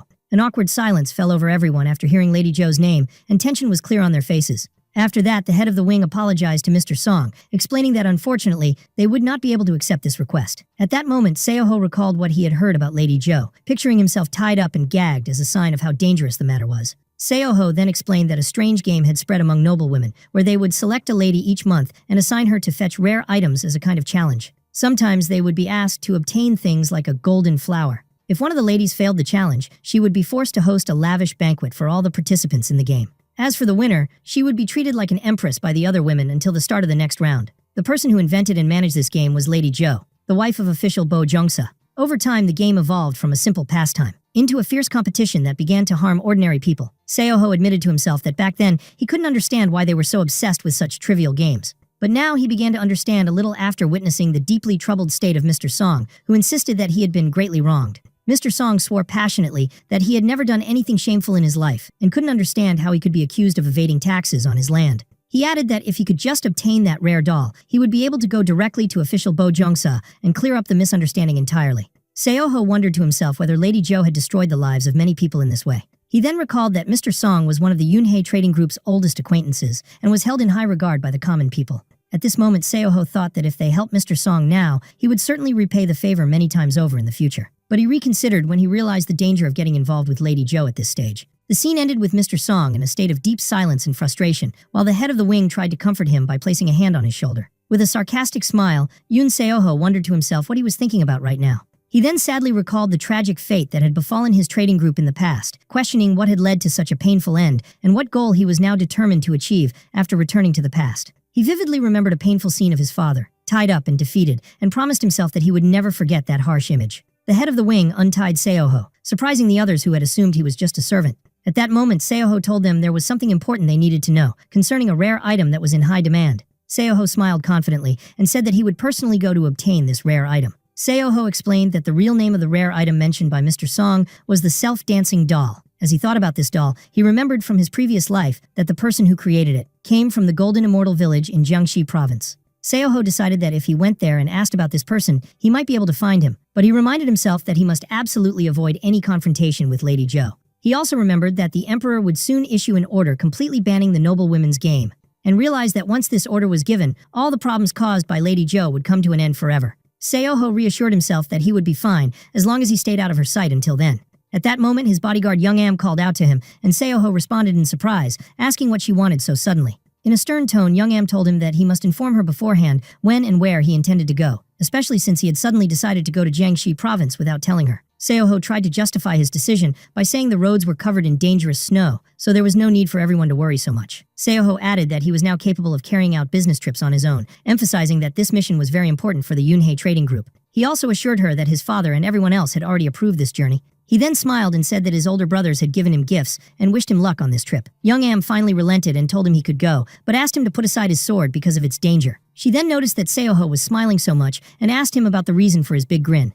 At that moment, Baljap jumped in enthusiastically, explaining that he felt both happy and nervous at the same time, since this was Seoho's first official business trip. One of the warriors joining the trip, Lim Gyeongbin, smiled and told Young Am there was no need to worry about Seoho. Seoho himself confirmed that he would do everything he could to ensure the journey went smoothly. Then, one of the warriors joked that their boss, Yu Suak, had asked them to bring Seoho back as quickly as possible. Young Am smiled sarcastically, commenting that their boss's advice was actually good, though she showed a bit of inner resentment. Then the warrior Lim Gyeongbin explained that the head of the Prosperous Protection Agency, Owak, and the leader of the Silver Wind Squad, Young Chung, would also be joining them on this trip, so there was no need to worry even if something happened. The warrior added jokingly, unless we run into bandits or something like that. At that moment, Seoho suddenly grew anxious and wondered if he was getting them involved in something dangerous with these words. Then Seoho quickly jumped out of the carriage to ask if something was wrong.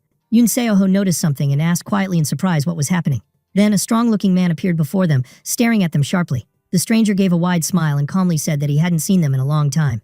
After that, Young Chung, the leader of the Silver Wind Squad from the Yunhai Group, greeted the head of the Prosperous Protection Agency, Kwak Myong-hyun, and asked him with a calm smile how he was doing. The strong-looking man turned toward the carriage and said that, judging by their direction, it seemed they were heading to Jiangxi Province. Young Chung confirmed this, and said that they were carrying goods that needed to stay dry. But because of the heavy snow, their movement had slowed and everyone was quite exhausted. Upon hearing this, the large man said with satisfaction that this was good news for them. He then explained that the commander of their fortress had sent him to invite them to stop at their stronghold for a bit, to rest and have some warm tea. Young Chung and Kwak Myong-hyun exchanged approving glances at the suggestion. Meanwhile, Seoho stood a little apart from them, anxiously thinking to himself when he realized that they were from the Green Forest Bandit Gang. He quickly understood that the presence of these people in the area meant that a certain someone was definitely nearby. The scene shifted to inside the fortress, where everyone was gathered around a large dining table as the fortress commander laughed loudly, welcoming them and expressing his delight at their visit. The fortress commander introduced himself as Jang Dai-su, known as the Fanged Wolf Sword Demon, and greeted everyone with a smiling face. Young Chung introduced himself as the third-in-command of the Yunhei Trading Group and leader of the Silver Wind Squad. Then Kwak Myong-hyun introduced himself as the head of the Prosperous Protection Agency. Yang Dai-su told them that he had invited them out of concern for them because of the intense cold, and he was grateful that they had accepted the invitation, even though it was so sudden. Young Chung replied with a calm smile, thanking him and saying that, in any case, they desperately needed a break. At the same time, Seoho reflected that the bandit leader, Jang Dai-su, still seemed to be a genuinely good and kind person, truly worthy of leading the Green Forest Gang. Jang Dai-su then cheerfully raised his teacup and invited everyone to enjoy the food and hot tea before it got cold. On the other side, one of the companions was feeling nervous and quietly asked Seoho's bodyguard if they were really in the middle of a bandit den and why everyone seemed so calm. The bodyguard calmly explained that not all bandits and pirates start conflicts with merchant groups and protection agencies. For his part, Seoho smiled and said that in the past, people who started fights without a plan were quickly eliminated. Seoho then explained matter-of-factly that merchant groups could usually pass safely as long as they stuck to the routes that were implicitly agreed upon with the bandits. One of the companions glanced at Seoho with a hint of confusion. He then directly and clearly asked Seoho why he spoke with such confidence, as if he'd experienced all this himself, even though it was his first trip, making Seoho feel a bit embarrassed and uneasy. Seoho quickly tried to recover, smiled, and said it was excellent advice he'd received from his older brothers, then told everyone to eat before the food got cold. Seoho tasted the tea, commenting inwardly that it was very good. He then thought to himself that it must be quite expensive, wondering if it was really a good idea to be drinking such fine tea at this time of year. Suddenly, Jang Dai-su turned to Seoho and addressed him directly, saying that he didn't seem like someone who went on trips like this. Seoho felt a bit embarrassed and apologized with a slight smile, saying he had forgotten to introduce himself. He apologized, saying that he had forgotten to introduce himself earlier. Yoon Seo-ho then introduced himself clearly and confidently, saying that he worked in the finance wing of the Yunhai Trading Group. Jang Dae-soo seemed a little surprised and asked about the name Eun, then directly questioned Seo-ho about his relationship with the head of the Yunhai Trading Group. Seo-ho calmly replied that he was his father. The man burst out laughing, saying he had felt that Seo-ho was a special person indeed, then urged him to sit down quickly and join him for the meal. Seo-ho sat quietly, taking a thoughtful look around the place. He stared intently at something, as if trying to analyze the situation. Seo-ho looked at the food in front of him and saw that the host appeared extremely hospitable and kind. Yet he kept observing anxiously, wondering to himself about the strange feeling he had. He glanced at the food again, and thought that compared to the meals served by his own trading group, their food seemed quite meager. Seo-ho wondered if the bandit leader was the type to neglect his own people just to impress guests. He found it very odd. For such a large fortress, they seemed to be suffering from a shortage of funds. Seo-ho ate the food cautiously, thinking to himself that the situation didn't make sense. How could they be so generous with guests when they themselves weren't eating well? He then concluded that perhaps they were trying to extract higher crossing fees from them, without making it obvious. Seo-ho continued thinking calmly, telling himself that they didn't want to look weak in front of their guests, and that they probably didn't yet know about the important secret hidden in these mountains. He then decided to use the situation to his advantage, turning directly to the fortress commander Jang Dae-soo, and told him that it seemed he was having a tough time these days. The fortress commander and everyone else in the room were shocked by Seo-ho's unexpected remark. Jang Dae-soo slowly approached Seo-ho and whispered to him in a low, warning tone, "Young master." He then continued with a clear threat, saying that while he assumed Seo-ho's comment was just a mistake from ignorance, his words were deeply insulting to them. Seo-ho smiled calmly and apologized if he had hurt anyone's feelings, but added coolly that there was no need to react so harshly. Seo-ho then explained the situation frankly, saying that he believed they were hosting travelers and treating them generously despite their tough circumstances, simply to demand a higher crossing fee than usual. The people present were shocked and wondered among themselves how Seo-ho could have discovered this truth. Seo-ho continued, saying that everyone there was just pretending to eat their fill in front of the guests. He then addressed the fortress commander Jang Dae-soo directly and asked if he was mistaken in what he had said. The fortress commander grew furious and slammed the table with great force. He then stood up from his seat in obvious anger, glaring fiercely at Seo-ho. As the fortress commander Jang Dae-soo stood up in extreme anger, his facial expression clearly visible behind the bandage covering his eye, the tension in the room became palpable. The bodyguard worriedly wondered if Seo-ho had lost his mind and what they would do now. At that moment, Jang Dae-soo suddenly burst out laughing loudly in a way that surprised everyone. Some of those present cautiously joined in the laughter after seeing their leader laugh so strangely, while Seo-ho and the head of the wing, Young Chung, remained silent and tense, watching in confusion and disbelief. Jang Dae-soo then apologized to Seo-ho, saying he was sorry for the bad act he had put on earlier. He calmly admitted that what Seo-ho had said was absolutely true. He then explained the reason for their current situation, saying that this winter had been especially harsh due to the heavy snow, and that this year had not been one of the best for the fortress. Jang Dae-soo continued, saying that he realized Seo-ho hadn't meant any offense. On the contrary, it seemed like Seo-ho had a solution, or a way to address the problem, which left Seo-ho feeling surprised and a bit relieved. Seo-ho reflected inwardly that Jang Dae-soo really did seem generous for a bandit chief, and that in his previous life, he never would have believed he was someone who could spend his whole life as a bandit. Jang Dae-soo smiled confidently, waiting to hear what Seo-ho had to say. Seo-ho began explaining his solution, assuring them that it was simple but highly effective. Everyone was surprised and began listening to Seo-ho with intense interest. But first, Seo-ho asked the fortress commander if the sword on the table was his, commenting that he seemed to care for it deeply and keep it well maintained. Jang Dae-soo laughed and replied that, to any warrior, a sword was like a part of his own body, so of course he took great care of it. Jang Dae-soo wondered what the sword had to do with Seo-ho's proposed solution. Seo-ho smiled and asked the commander directly if Mount Wutong was more important to him than that sword. Jang Dae-soo was very surprised by the question and replied,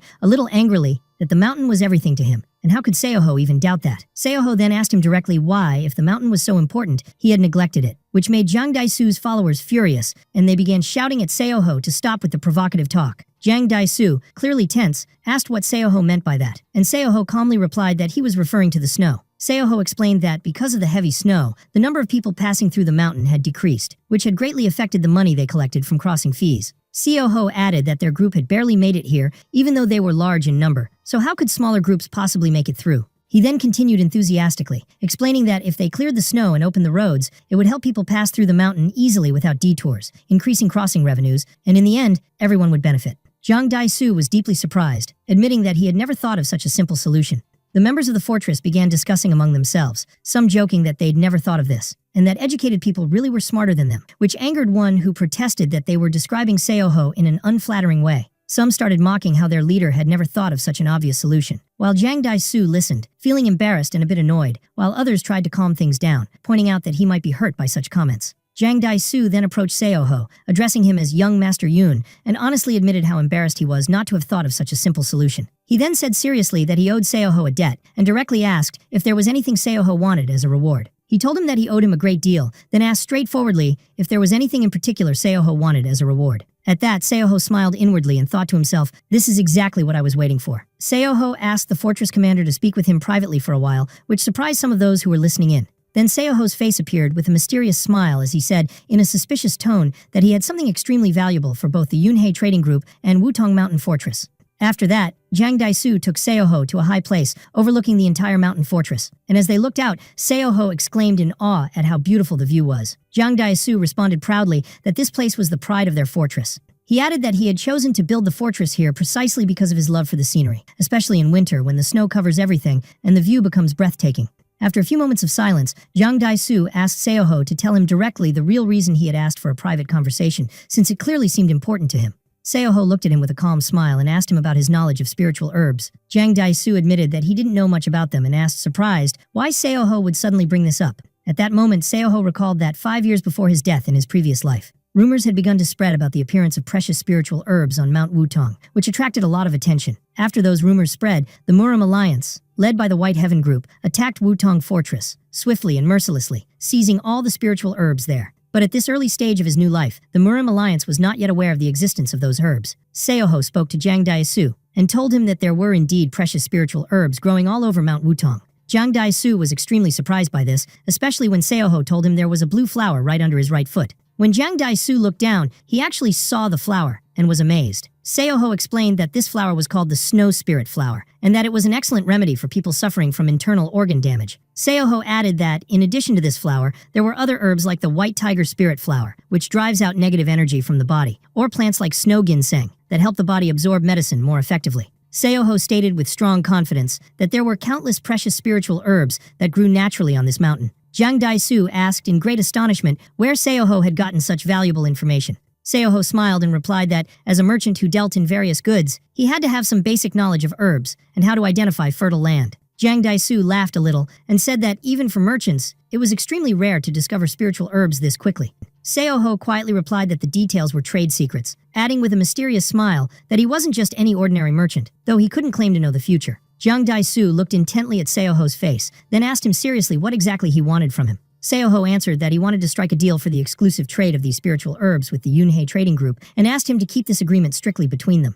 Jiang Dai-su hesitated for a moment, then asked why the deal needed to be kept secret. Seo-ho calmly explained that if word got out about the spiritual herbs, it could become troublesome for both of them, as it would attract other trading groups, and they would also need to defend their territory from thieves coming for the herbs. Jiang Dai-su became quite angry and said that these herbs were no ordinary treasures, and that any outside interference would be extremely troublesome, especially from those who wear masks of justice while committing all sorts of crimes, clearly referring to the Murim Alliance. Seo-ho was shocked inwardly, wondering in amazement, is he already talking about the Murim Alliance? Yun Seo-ho continued his conversation with Jiang Dai-su, presenting him with an attractive offer. He would buy the spiritual herbs at a good price and provide documents to help him distinguish spiritual herbs from ordinary ones. Seo-ho gently extended his hand to Jiang Dai-su and asked if he accepted the offer. Jiang Dai-su shook Seo-ho's hand, confirming that he would do business with the Yunhei Trading Group. After that, Seo-ho thanked Jiang Dai-su kindly and suggested they go back to finalize the contract. Seo-ho added with a smile that a contract is the foundation of any good deal. The scene shifted to a different moment as Seo-ho returned to the fortress. And as he entered, he heard loud commotion outside, making him wonder in confusion what was happening. Suddenly, one of the men burst inside, shouting for Seo-ho to wait, then hugged him tightly, crying out, "Young master!" Everyone seemed deeply worried, saying they had been afraid something had happened to Seo-ho because he had been gone so long. Seo-ho calmly reassured them that he was completely fine and nothing had happened. Even so, one of his men told him that letting him go out without a guard had been very troubling for them, even if it was at his request. Seo-ho smiled kindly and reassured them again that he was fine, saying he wouldn't have asked for a private meeting if he'd felt there was any danger in the first place.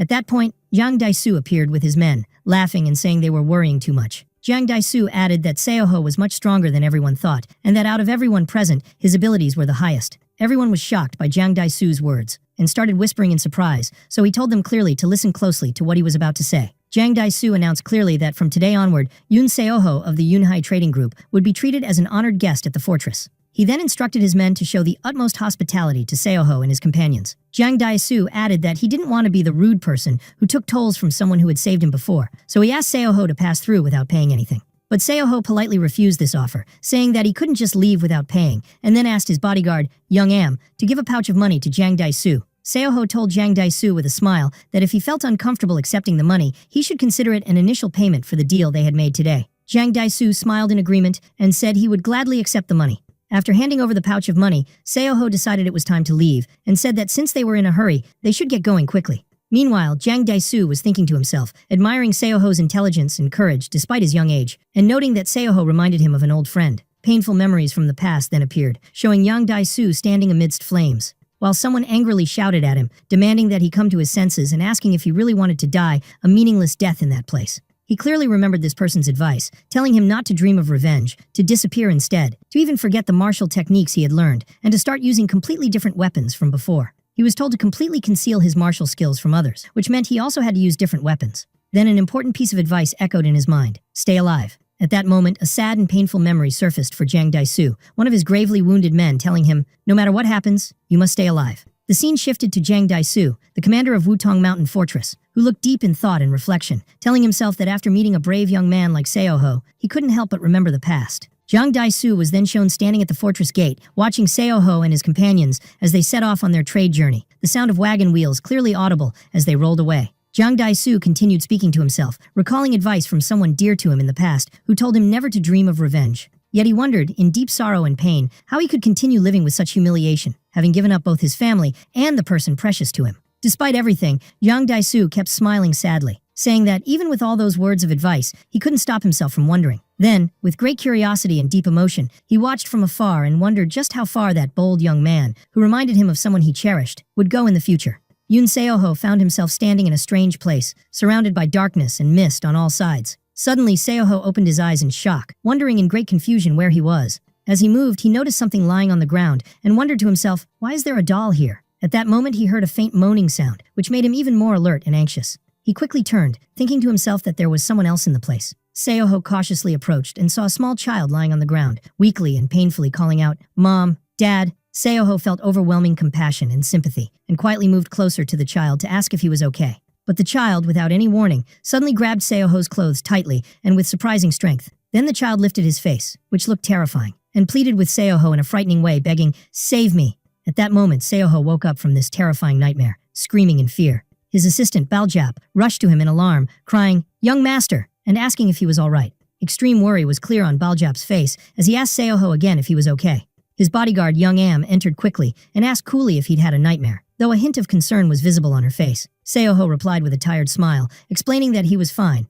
and had just had a disturbing dream. But inside, Seoho kept telling himself that he needed to find that child as soon as possible, or something bad might happen. Young Am spoke to him gently, saying that he was exhausting himself too much searching for the doll maker. Seoho smiled in response, a bit mysteriously, saying maybe that was true. Then Seoho calmly added that if they managed to solve this matter well, there would be great gains to be made. He added seriously that they needed to keep searching today as well. At that, Seoho smiled with calm confidence and said, We'll keep searching for the doll maker. After that, Seoho and his companions began another round of searching in the Golden Immortal Village, as this was now the third day since they arrived. As they wandered, Seoho expressed how relieved he was to be able to move about freely, thanks to his teacher's efforts, and the squad leader Jung Chung. But even after 3 days, Seoho felt frustrated that he still hadn't found the artisan he was looking for. He was sure that the craftsman was in the village at this time, living in a house surrounded by paulownia trees, but the search was not as easy as he had hoped. That was because the village was filled with paulownia trees, making his task very difficult. Everywhere he looked, he saw them. Seoho stood there expressing his deep frustration, while Baljap ate happily and unconcerned, and Young Am stood by, wondering exactly what Seoho was doing. Seoho finally realized he had no choice but to continue searching and wandering around the village for a longer time. As he walked, he suddenly noticed people watching him, which made him stop in concern. Seoho cautiously realized that rival trading groups had been following him ever since they learned of his presence in the Golden Immortal Village, and that these groups had been tailing him for days. Because some of the rival merchants were worried that the Yunhei trading group would affect their trade routes, they began following Yoon Seoho and his companions. At that moment, one of Seoho's companions quietly told him that they were being tailed again. Seoho realized that this had become very bothersome for him, especially since he was already busy searching for the doll maker. Seoho decided to deal with the watchers first before doing anything else. He turned to his companion, Baljap, and enthusiastically asked if this market was full of interesting sights. Baljap responded with great excitement, happily confirming Seoho's words, and expressed his delight at the food and unique goods. He never got tired of seeing them, even after several days. Meanwhile, Seoho's bodyguard noticed something odd nearby and cautiously decided they should head quickly in that direction. But she was surprised to see Baljap and Seoho running off ahead of her, with her chasing after them and telling them to wait so they could all go together. After a while running through the market, they managed to lose their pursuers and sat down to rest, exhausted. The bodyguard sighed in relief and said, feeling at ease, that they had finally gotten rid of the pursuers. Baljap was surprised to hear that he'd been watched, and asked in amazement if everyone had known before, to which Seoho calmly replied that it was obvious. Suddenly they heard a shout, "Thief!" which instantly drew Seoho's attention. They turned to see a man chasing after a thief who had stolen his money pouch, screaming and begging for help, saying his family would starve if he didn't get it back. Seoho quickly took in the situation, and asked Baljap to lend him the apple he was holding. At that moment, Seoho used his special energy technique, the sacred icy yin arts, concentrating energy intensely within the apple. He clearly remembered his teacher's instructions about how he could infuse yin energy into objects if he mastered the technique. Despite his concentration, Seoho noticed the amount of energy he could infuse was still a bit small. Even so, he decided that this amount was enough and threw the energy-charged apple at the thief. The thief didn't notice it and stepped on the apple as he ran, causing him to fall hard to the ground. After falling, the thief angrily wondered who had left something on the ground to trip him. At that point, Seoho and his companions approached and demanded he return the money pouch. The thief was terrified and begged for mercy, quickly returning the money. Seoho handed the money pouch back to the man, who thanked him deeply and gratefully. Seoho replied with a kind smile, then told him he would personally take the thief to the authorities. The man was extremely grateful to Seoho and kindly asked him to come to his home for some tea as a token of thanks. Seoho tried to politely refuse, insisting it wasn't a big deal, and there was no need to call him a benefactor. But the man insisted, his eyes welling with tears, saying he would feel terrible if he let his rescuer leave without a proper thank you. Seoho finally smiled and agreed to go with him for tea. Upon arriving at the house of the man who had invited them for tea, Yoon Seoho and his companions were humbly told by the man that his home was simple and modest. But Seoho replied kindly that the house looked comfortable and beautiful, not modest as he had described. As they approached the house, two small children ran excitedly toward their father, calling out joyfully, "Dad!" The father welcomed his children with happiness, hugging them warmly and asking if they had enjoyed their time. Then he turned to his guests with a smile, introduced his children, and politely asked them to greet the visitors. The children greeted Seoho, causing him to look at them thoughtfully, as if remembering something. Seoho suddenly noticed that there were paulownia trees in the garden, which made him feel a bit surprised. Seoho looked again at the older son and studied him carefully, feeling inside that this child might be the doll artisan he was searching for, though he was not yet sure. After entering the house, Seoho sat in the guest room with his bodyguard and began to seriously consider whether this boy might be the artisan he sought. His bodyguard suggested that he simply ask the child if he knew how to make dolls. Seoho felt that the child looked very much like the one he had seen in his dream, which only deepened his conviction that this child was special in some way.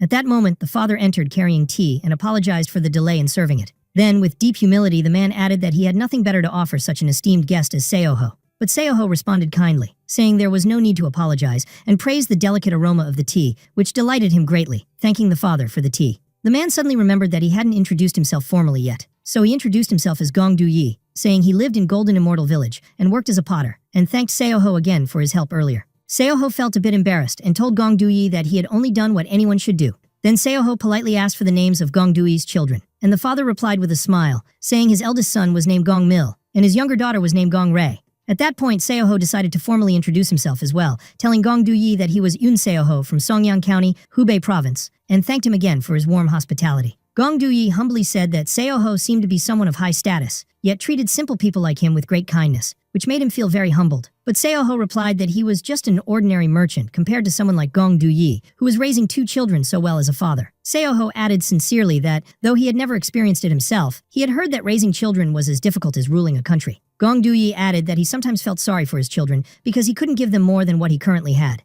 Even so, Seoho assured Gong Du-yi that, although he hoped his words wouldn't sound intrusive, he could see how happy and cheerful the children were, which meant Gong Du-yi had put great effort into raising them. At that moment, Seoho noticed something very remarkable. He saw a small toy moving on its own. Seoho was extremely surprised and quickly asked the children if they had made this toy. The little girl replied excitedly that her brother had made it and added that he had made many other toys as well. Seoho was utterly astonished when he realized that this toy was a self-moving cart and began examining it with great fascination. Seoho clearly remembered that, in his previous life, this toy was very popular only among the children of the rich. He began to wonder in amazement how such a young child could have created such a complex toy, and with Seoho's clear admiration for the young boy Mill's talent, he asked if he had made other things by himself as well. His little sister replied with great enthusiasm, confirming that he had indeed made many things. Suddenly Seoho noticed something, and turned in surprise to see someone hurrying by at great speed. The little girl returned to show Seoho a wooden doll, excitedly asking him to look at it. As Seoho examined the doll, he realized it was similar to what he had expected, even though it seemed much simpler than the more sophisticated dolls he had seen before,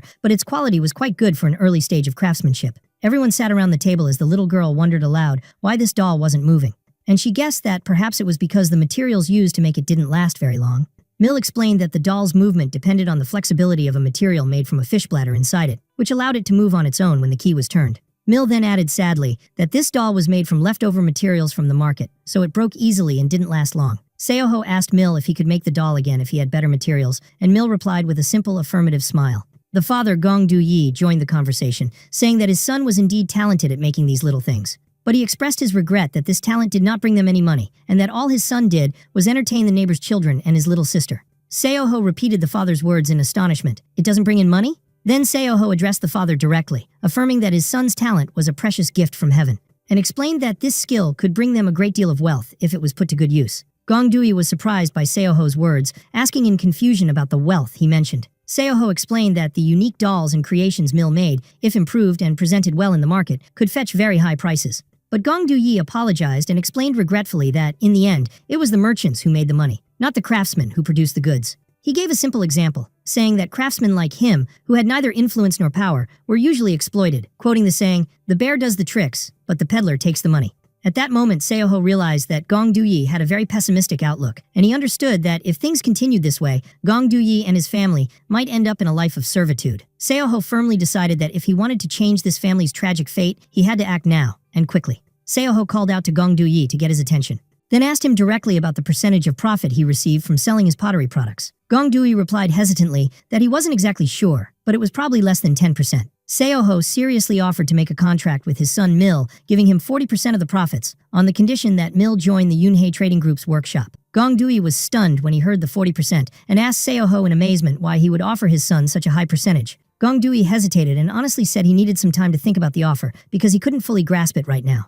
Seoho smiled calmly and said that he completely understood that this was a very important matter and deserved careful thought, and assured him that there was no need to rush into a decision. Then Seoho quietly stood up, thanking the father for his hospitality and the warm tea he had served, telling him he would wait for his decision without any pressure. As Seoho left Gong Du-yi's house, he told him that he planned to return to Hubei in 2 or 3 days, and that he would be staying at a place called Ya Inn until then. He then asked Gong Du-yi to come see him there if he made his decision. Gong Du-yi agreed quietly, while his 2 children waved enthusiastically at Seoho as he prepared to leave. After that, Seoho left with his companions, heading to their next destination. As they were departing, his bodyguard, Young Am, asked if he was certain that the boy, Mill, was the craftsman he was searching for. But Seoho didn't answer her, and continued to look extremely anxious. Then Seoho thought deeply to himself, admitting that even though he desperately wanted to help them, he still didn't have a clear or sufficient reason to do so. Seoho felt angry and frustrated that, so far, nothing had actually happened to justify his intervention. The scene then shifted to the Hazel Oak Merchants Group, where 2 men were talking about one of them failing to collect the monthly payments from Master Gong.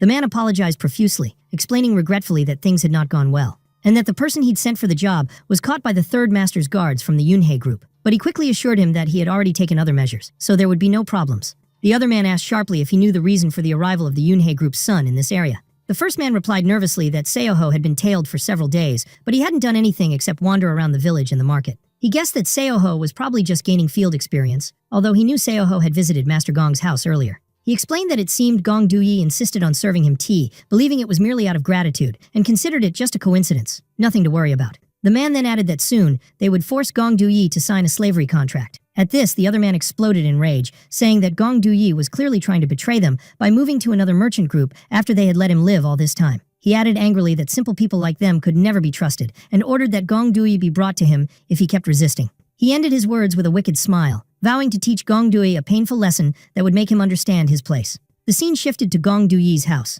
where he was sitting with his wife at night, sighing deeply. His wife asked him why he was sighing so heavily, and Gong Du-yi told her that he couldn't stop thinking about the man he'd met that day. His wife asked if he meant the man who had protected his money, and he confirmed, explaining that this man had been very interested in their son Mill's talent and had offered him a contract with a 40% share of the profits. But his wife expressed deep suspicion about this man's intentions, saying that the more she thought about someone offering them such a generous deal, the more her doubts grew, as she had been deceived many times before in her life. Gong Du-yi looked at her in confusion, wondering if she seriously believed what that swindler had said. His wife hesitated, saying that despite her doubts, the Hazel Oak Group had been the reason they'd had food to eat until now, and she reminded him of how well they had treated them all this time. As the conversation between Gong Du-yi and his wife continued, Gong Du-yi grew angry, reminding his wife that they had previously agreed to look for a new job as soon as their contract with the Hazel Oak Merchant Group ended. At that moment, Gong Du-yi suddenly picked something up, his face showing extreme surprise. It turned out to be a gold piece. He turned to his wife, asking in astonishment where she had gotten this gold coin. She explained with a calm smile that she had met with Huang Garyong from the Hazel Oak Group earlier, and he had given her the coin, saying she could repay it later when the children grew up, so they would be fine for a while. She then added that the other person, referring to Seoho, seemed extremely suspicious to her, because he suddenly appeared and offered them 40% of the profits, which was something unbelievable for ordinary people like them. She reinforced her doubts by saying that if this wasn't a scam, then what else could it be?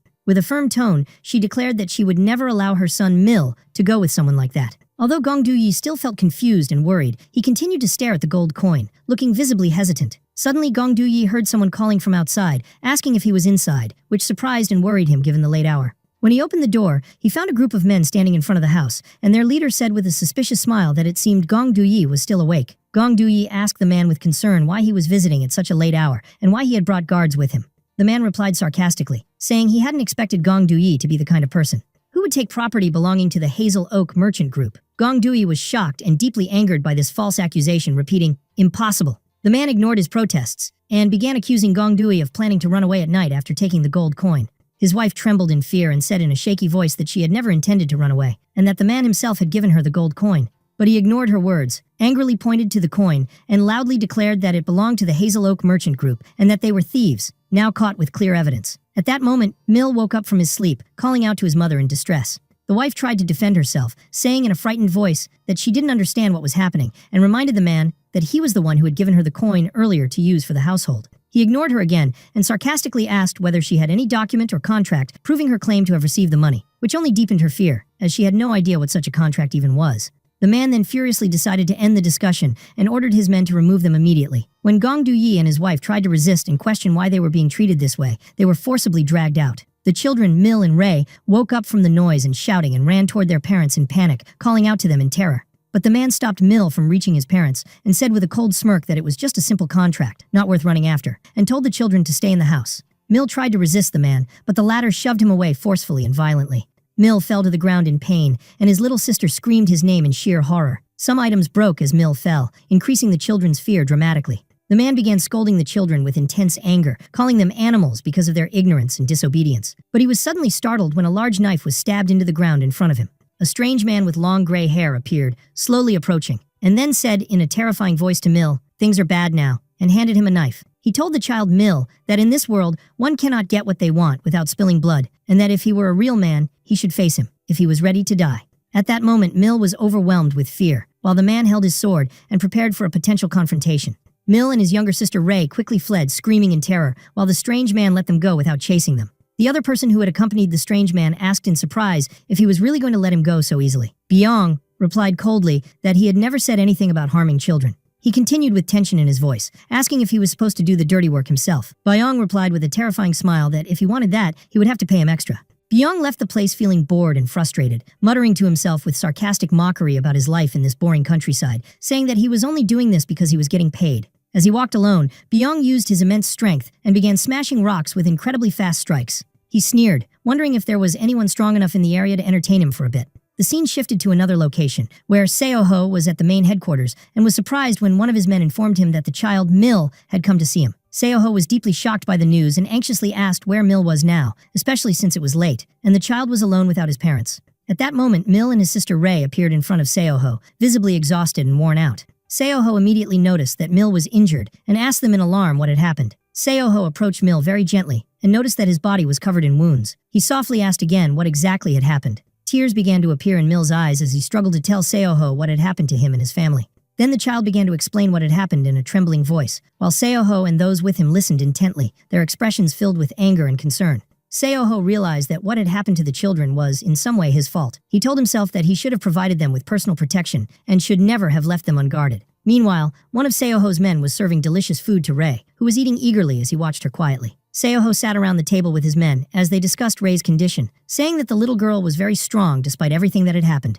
At that moment, Ray appeared again with one of the guards, looking much better. The female guard informed Seoho that Ray was in good health and only had a few minor wounds, and that Mil was also doing better now.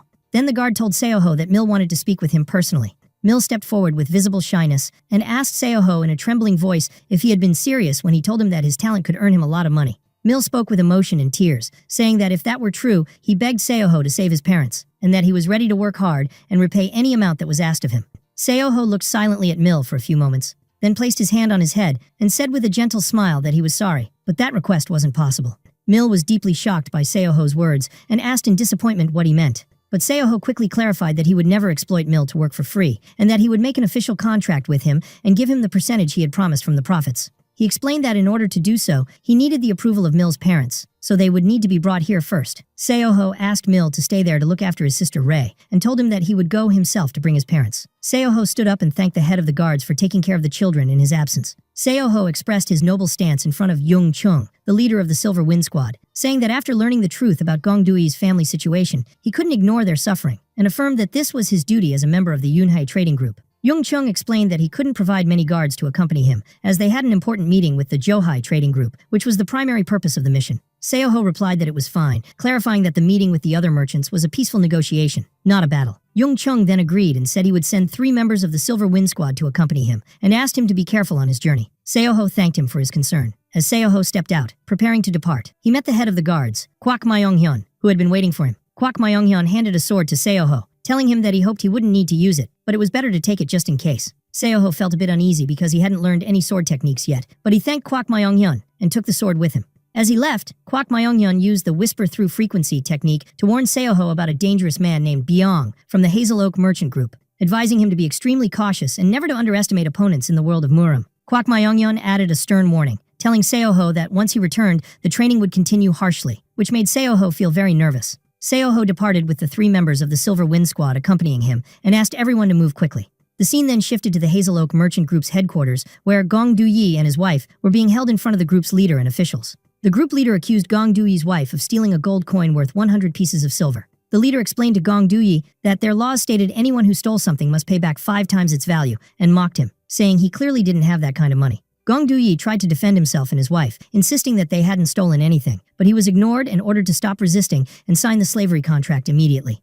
Gong Du-yi replied angrily, accusing them of having no humanity and saying they were worse than beasts. One of the officials became enraged and slapped Gong Du-yi hard across the face, yelling harshly at him that he should show respect to his future master. Gong Du-yi fell to the ground in pain, while his wife screamed his name in deep concern. The group leader intervened with a smile, mockingly saying that they should solve the problem calmly and without violence. Then threatened Gong Du-yi that if the authorities were informed, his whole family would be sold as slaves in a harsh, unknown place. He offered him the alternative of working under his command instead. Gong Du-yi struggled to ask if all this was happening because he had decided to switch to another trading group at the end of the month, but the group leader completely ignored his question, pretending not to understand what Gong Du-yi meant. He added with a clear threat that if Gong Du-yi continued to resist, he would be handed over to the authorities, and his life would become so unbearably harsh that many in his situation couldn't endure it and ended their own lives. Then, with cruel sarcasm, he added that with Gong Du-yi's stubbornness, maybe his children would last longer than others, mocking their bleak fate. At that moment, Gong Du-yi broke down completely and apologized in sheer terror, begging them for mercy. But the group leader continued to mock him, saying he hadn't heard the apology clearly, which prompted another official to shout at Gong Du-yi, demanding a better apology. Gong Du-yi collapsed, crying and banging his head on the ground, begging for forgiveness, and admitting that he had crossed the line. Gong Du-yi was in a state of complete collapse, his face covered in blood, as he cried out in pain and surrender that he would sign the slavery contract under one condition, that they spare his children and leave them in peace. At that, the leader of the Hazel Oak Merchant Group ordered his men to release Gong Du-yi, and they let go of him immediately. The group leader gave a wicked smile as he extended the contract toward Gong Du-yi, sarcastically commenting that it would have been easier if he had just agreed from the beginning, instead of suffering like this. Then one of his men mocked, saying that some people only learn after getting beaten and humiliated. Suddenly, a loud crash was heard, and the doors of the room flew open violently, shocking everyone as they quickly turned toward the source of the noise. Yoon Seoho appeared at the doorway, clearly sarcastic, saying the man was right. Some people only understand after getting beaten thoroughly. Seoho calmly stepped inside, holding his sword, announcing with mocking calm that he had only wanted to have a peaceful conversation with them today. He then added with a smirk that since the door was already destroyed, there was no harm in hitting them a little. Seoho sat down with great confidence and sarcasm, asking who wanted to be the first to get beaten. The official looked on in furious shock when he saw Seoho and began stuttering in a trembling voice. "Who are you?" The group leader then yelled in anger, demanding his men identify the stranger, and they replied nervously that it was Yoon Seoho, the youngest son of the Yunhei trading group. The group leader gave a clearly mocking smile and said, "So this was the young man who had been wandering around Golden Immortal Village lately," then sarcastically commented that he was aware they had been following him. Seoho responded with a sarcastic smile, saying that he didn't need to be followed. He already knew everything about the group leader. The group leader grew furious and shouted that Seo-ho couldn't possibly know anything about him, to which Seo-ho calmly and sarcastically replied that he knew him well, just a filthy man who deceives the innocent and forces them to sign slavery contracts. Seo-ho went on to say plainly that the man was nothing more than a greedy beast who had lost his humanity, a small coward who trembles the moment he hears the name Yunhei. Seo-ho continued his sharp mockery, saying that merchants like him are the reason traders have such a bad reputation, and that his face and beard made him look like a textbook con artist. At that, the group leader began trembling with rage and humiliation, mumbling angry, incoherent words. Seo-ho carried on sarcastically, joking that if someone with such an ugly beard tried to confess love, he'd be smacked with a bamboo stick immediately. The group leader completely lost control and screamed at the top of his lungs, ordering his men to seize Seo-ho immediately. The masked guards rushed forward at high speed, drawing their swords and preparing to attack Seo-ho. But young Am, Seo-ho's personal bodyguard, intercepted them with ease. She took down the guards with lightning-fast strikes, smiling calmly as she said it had been a long time since she last fought like this. After young Am had easily defeated all the guards, she stood in total calm, finishing the fight quickly. She was shown standing quietly after knocking everyone down, terrifying the onlookers. One of those present commented nervously on young Am's unexpected strength, especially since Seo-ho had said earlier that he only wanted to talk. Seo-ho smirked and said quietly, now that the place had been cleared of these insignificant people, it was finally time to talk. At that moment, the group leader panicked and tried to flee, screaming for his men to stop Seo-ho, shouting that he didn't know any martial arts. Finally, the group leader mumbled in a mix of rage and fear, wondering where Byung had gone, and remarking that this was the whole reason he'd hired him in the first place. At that moment, the man known as Byung appeared, walking into the room with a mocking smile, saying it seemed they were looking for him. The leader of the Hazel Oak merchant group shouted furiously, demanding to know where Byung had been all this time and whether he expected to get paid without doing any work. But Byung replied sarcastically that it didn't look like the leader was even capable of paying his basic agreed-upon wage, which clearly enraged and shocked the group leader. Byung mockingly suggested changing the terms of the agreement, saying that if he were paid 10 times the original amount, he would take care of Seo-ho immediately. The group leader grudgingly agreed, calling Byung nothing more than a blackmailing criminal. At that, Byung firmly gripped his weapon and declared that he would begin the fight, sarcastically stating that now he truly deserved 10 times the pay. Members of the Hazel Oak group began shouting, trying to warn each other of Byung's incoming attack. But Byung attacked them with extreme violence and speed, easily injuring and knocking several of them to the ground. Byung's face appeared with a terrifying grin and a glowing red eye, revealing his brutality and intense malice in battle. At that moment, Seo-ho intercepted Byung's assault with strength and confidence, expressing both anger and surprise at the audacity of Byung's attack. Byung responded with open sarcasm and mockery, saying that Seo-ho could try to buy him off with money too if he wanted. Meanwhile, a conversation took place between the leader of the Hazel Oak group and one of his officials about Byung's combat strength, confirming that despite his plain appearance, Byung was a martial arts expert ranked as a first-class warrior. The official explained that a first-class fighter could easily lead a small sect, while those of the peak rank were far above that. The group leader laughed mockingly and challenged Byung to teach the arrogant young man the rules of the martial world. A fierce battle erupted between Seo-ho and Byung, with both exchanging rapid and powerful strikes. Seo-ho confidently remarked that he didn't need to buy someone like Byung with money, and that he could handle him easily. Byung grew enraged and threatened Seo-ho, saying that a spoiled noble youth like him should watch his words carefully. He launched another violent attack at high speed, attempting to strike Seo-ho aggressively. The two exchanged blows again at an astonishing pace, and the confrontation became extremely intense. Byung wore a mocking grin as he admitted he was somewhat impressed with Seo-ho's skills, acknowledging that Seo-ho wasn't as weak as he had initially thought. After more clashes, the two separated briefly, preparing for the next phase of the fight. Byung admitted that at first he thought Seo-ho was just a weak boy, but now he saw that he had some real skill. Byung then pulled something from his clothes and sarcastically remarked that the world of combat, Jianghu, wasn't an easy place to survive in. He threw a small vial towards Seo-ho, reinforcing his words about the dangers of the martial world. Seo-ho cut the vial mid-air, but it released a strange liquid that hit his face and eyes directly. Seo-ho felt a sharp pain in his eyes and wondered whether the liquid was some kind of corrosive agent meant to harm vision. Struggling to stay composed, Seo-ho felt deeply disoriented by his inability to see, telling himself he had to find a quick solution to the problem. He then began recalling his teacher's teachings about the sacred Icy Yin Arts technique, and how mastering it causes discomfort in the presence of those who possess dark or malicious energy. Seo-ho realized that this discomfort could be a huge advantage in situations like this. He told himself that in his previous life, he never reached a level of sensitivity that allowed him to sense the movement and position of enemies without seeing them, and he now understood just how important that training really was. Seo-ho remembered his teacher's advice, who told him that once he reached an advanced stage in martial arts, he would begin to sense his opponent's movements without needing to see them, and that this sense would grow with training until it became a weapon stronger than any real weapon. At that moment, Seo-ho realized that he had now reached a point, however small, where he could sense Byung's movements, even though he couldn't see him due to the liquid that had hit his eyes. He gathered his inner energy and began to focus, recalling the training he had practiced daily for long periods. maintaining his focus, and just as Byung's strike approached, Seoho successfully dodged the attack. He then launched a counterattack that landed on Byung, taking him completely by surprise. Byung quickly retreated, shocked by Seoho's speed, and asked in disbelief how Seoho had known he was planning to attack from behind. Seoho replied with clear sarcasm that if he wanted to know, he'd have to pay for that information, because knowledge doesn't come for free. Byung was infuriated by Seoho's provocation and began threatening revenge. Meanwhile, the members of the Hazel Oak group were suffering greatly from their injuries, and one of them cried out for help from the warrior Yu, though they were all in a state of panic and confusion. Seoho's bodyguard, Young Am, expressed her concern over the number of wounded, frustrated that there were too few hands to assist. Young Am noticed that the other side of the room was in complete panic, and she saw Gong Du-yi and his wife in a state of intense fear. At the same time, one of the Hazel Oak members tried to escort the group leader out of the place to protect him from danger, but the leader appeared deeply hesitant and tense as he saw her looking in their direction.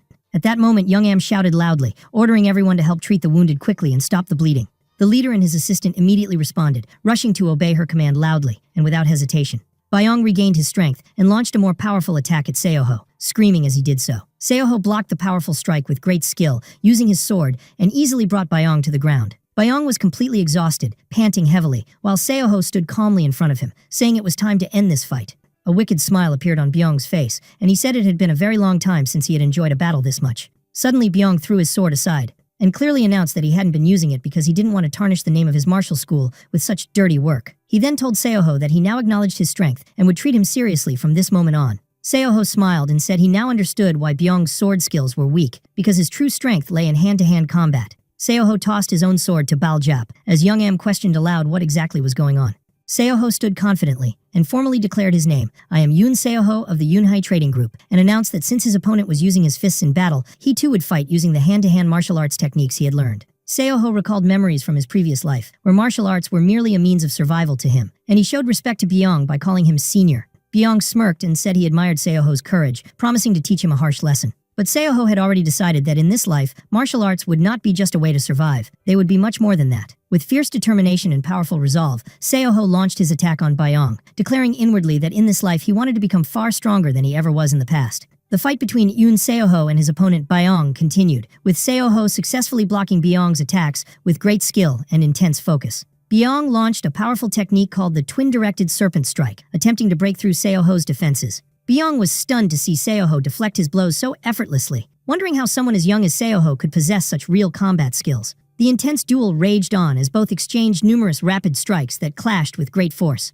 Byung repeatedly told himself he was far stronger than Seoho in combat, which made it all the more confusing how Seoho kept blocking his attacks. Byung was lost in thought, asking himself what the secret was behind Seoho's ability to defend against every strike without getting hit once. He concluded that it wasn't due to vision or specific martial techniques, which left him questioning what was truly behind Seoho's high level of skill. Suddenly, Seoho managed to land a powerful blow directly to Byung's face, which enraged and frustrated him as he muttered that he never expected that to happen. At that moment, memories from Byung's past resurfaced, when he was just a small, weak child sitting alone in an abandoned place, sadly wondering if he was going to die there. As he sat in deep sorrow, a mysterious man approached and commented on the sadness in his eyes, saying a child shouldn't have such a look. The man asked him if he truly wanted to survive and not die in that place, then gently extended his hand and asked if he wanted to come with him.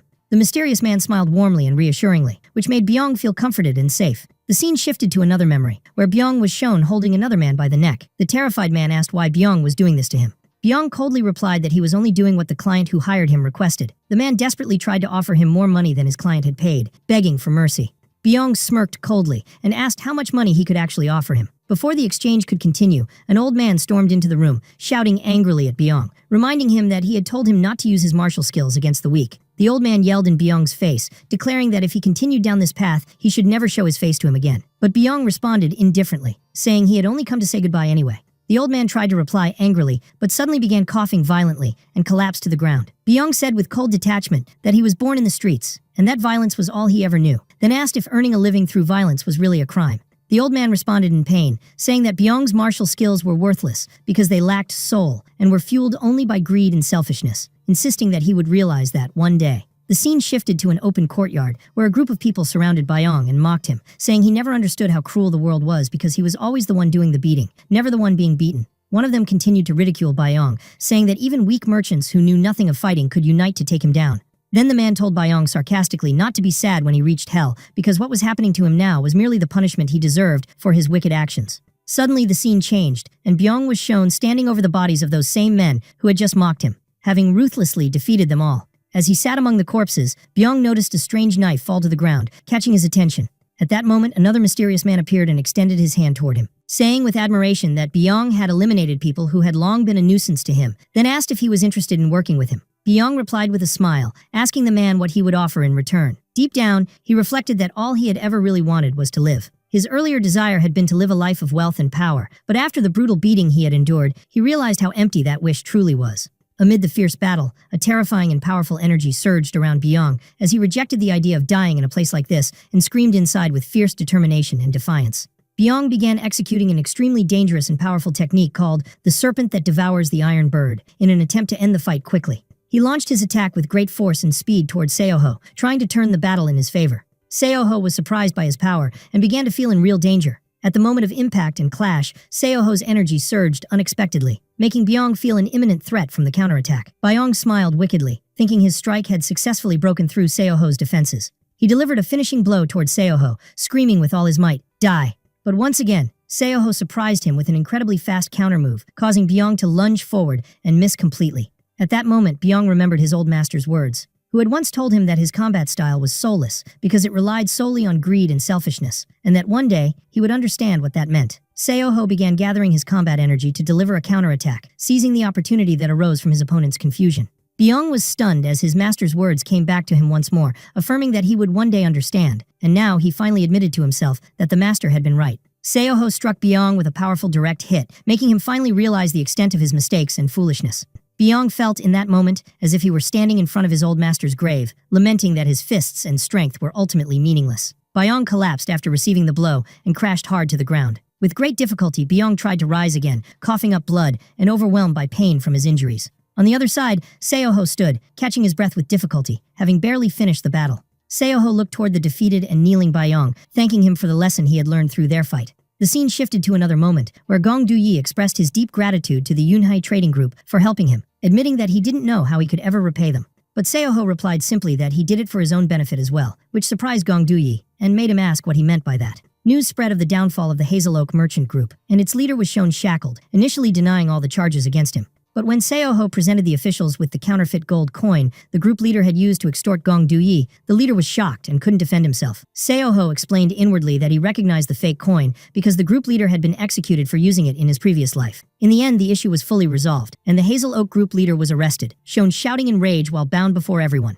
But amidst the chaos, Byung mysteriously vanished without a trace. Seoho told Gong Du-yi with a friendly smile that he helped him because doing so benefited him too. After all, he was just an ordinary merchant. Gong Du-yi said he was willing to do anything he could to repay the kindness Seoho had shown him. Seoho replied gently that he liked that answer, then simply asked him to give him his son, Mil, before quickly clarifying that he meant offering him a formal work contract. Seoho turned toward the child, Gong Mil, and called to him with a warm and friendly smile. With great joy, Seoho approached the Gong family, waving enthusiastically and asking Mil if he had forgotten the promise between them. Mil looked at Seoho in surprise and happiness, while Seoho smiled warmly at him, confirming his sincerity. The scene then shifted to a luxurious setting, where a beautiful woman sat speaking with her maid about Song Jung-ju joining the Yunhei Trading Group. The mysterious woman smiled with clear interest after hearing the news, saying that things had just become a lot more interesting for her.